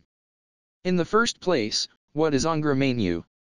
It could be something like a split personality called dissociative identity disorder. However, Raphael-san thinks that it might be an existence that evolved from a will that had sprouted from a skill. I could also understand such a deep understanding towards a skill. From the beginning, it was the same thing as when Raphael-san take over my body and I became stronger. An autonomous will made from an ability that eliminates the emotions. A troublesome existence. Both negotiations and bargaining with it may very well be meaningless. If its goal is to destroy the world, then he won't accept anything besides absolute ruin. It seems it would be meaningless to expect it to change its intent. Because if it is Raphael, she would accept any of my demands and accomplish it. As well as the angels that accompanied it. The high-rank individuals called seraphim have a high volume of energy as to the degree of an awakened demon lord. And they seem to be a kind of spiritual life form. An angel's weak point, the aspect that makes them inferior compared to a demon, is that an angel lacks a will. A spiritual life form's strength changes by their willpower. The angels only have high energy and as such are not really a threat. Even though they are powerful, they are like a robot that just follows their orders. I predict that they will be weak as individuals. However, they will become an existence rivaling the demons in the case they possess a will. Unlike before, now the angels have achieved incarnation. If the will of the captured people awaken, I think that they will transform into an extremely troublesome army. It will be very likely that individuals who acquire skills would appear among them. What will happen if ultimate gifts are granted to such individuals? Besides, if I granted ultimate gifts, though it is very likely that they would be unable to master it, could I ascertain their aptitude with Raphael? As expected, In the case that Yuuki equals Ongramenu can ascertain aptitudes and increase their number of skill holders, that would be an obvious threat. If that is so, this side will also oppose it, so, should I grant some ultimate gifts to the executives? If they become stronger, even if only by a little.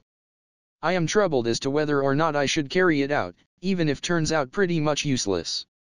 Question. To strengthen the people who have the aptitude, would you like to promote their skills? Yes/no. N. Is that so, giving help to those in the middle of the evolution, huh? Helping with the ability promotion like what I did with Zijin? That might be good too. I reply with yes. The feeling of wanting to strengthen my subordinates, in order to oppose the enemy forces, seems to be transmitted, even if just a little. It can't be helped if I'm flustered, yet it only took this much to make my heart and mind conflict with each other. However, if you think about it, Raphael-san has always been giving me help. Even now, she has taken an appropriate action and she will be carrying out the reorganization of my skills. And yet, I still don't have a suitable way to call her besides teacher or Raphael-san. So, I suddenly have an unconscious thought. Hey, Raphael. Should I give you an official name too? That's right, because you always teach me about various things. How about Seal Oshiro too? As soon as I said it whimsically, I felt an intense will, as if going mad, from Raphael. At the same time, various pieces of information begins to flow into me, and became a torrent. Notification. Mana's, God's Wisdom Core Seal was born from Ultimate Skill Wisdom Lord Raphael. This announcement was concealed by Mana's seal. Suddenly, the voice of the world had reached my mind. This is an evolution? Raphael-sensei, no Seal-sensei seemed to be able to hide it in concealment mode. Seal seemed to able to conceal even the voice of the world. I'm amazed. But, more than such a thing, I somewhat feel like I am being greatly blessed. It seems I've done it again.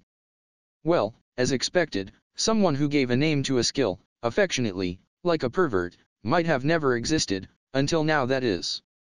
I am Seal. The one who integrates skills, manas. The one that will support my master, and Demon Lord Rimura's soul. Master, once again, please treat me well ! Oh. Though she still had a robotic tone, she had become considerably fluent. I have a feeling that the performance of her calculation speed and other things have been improved to some degree. Unifying my skills seems to have improved the skill. It was just a sudden idea, but the result astonished me. Nice to meet you, Seal.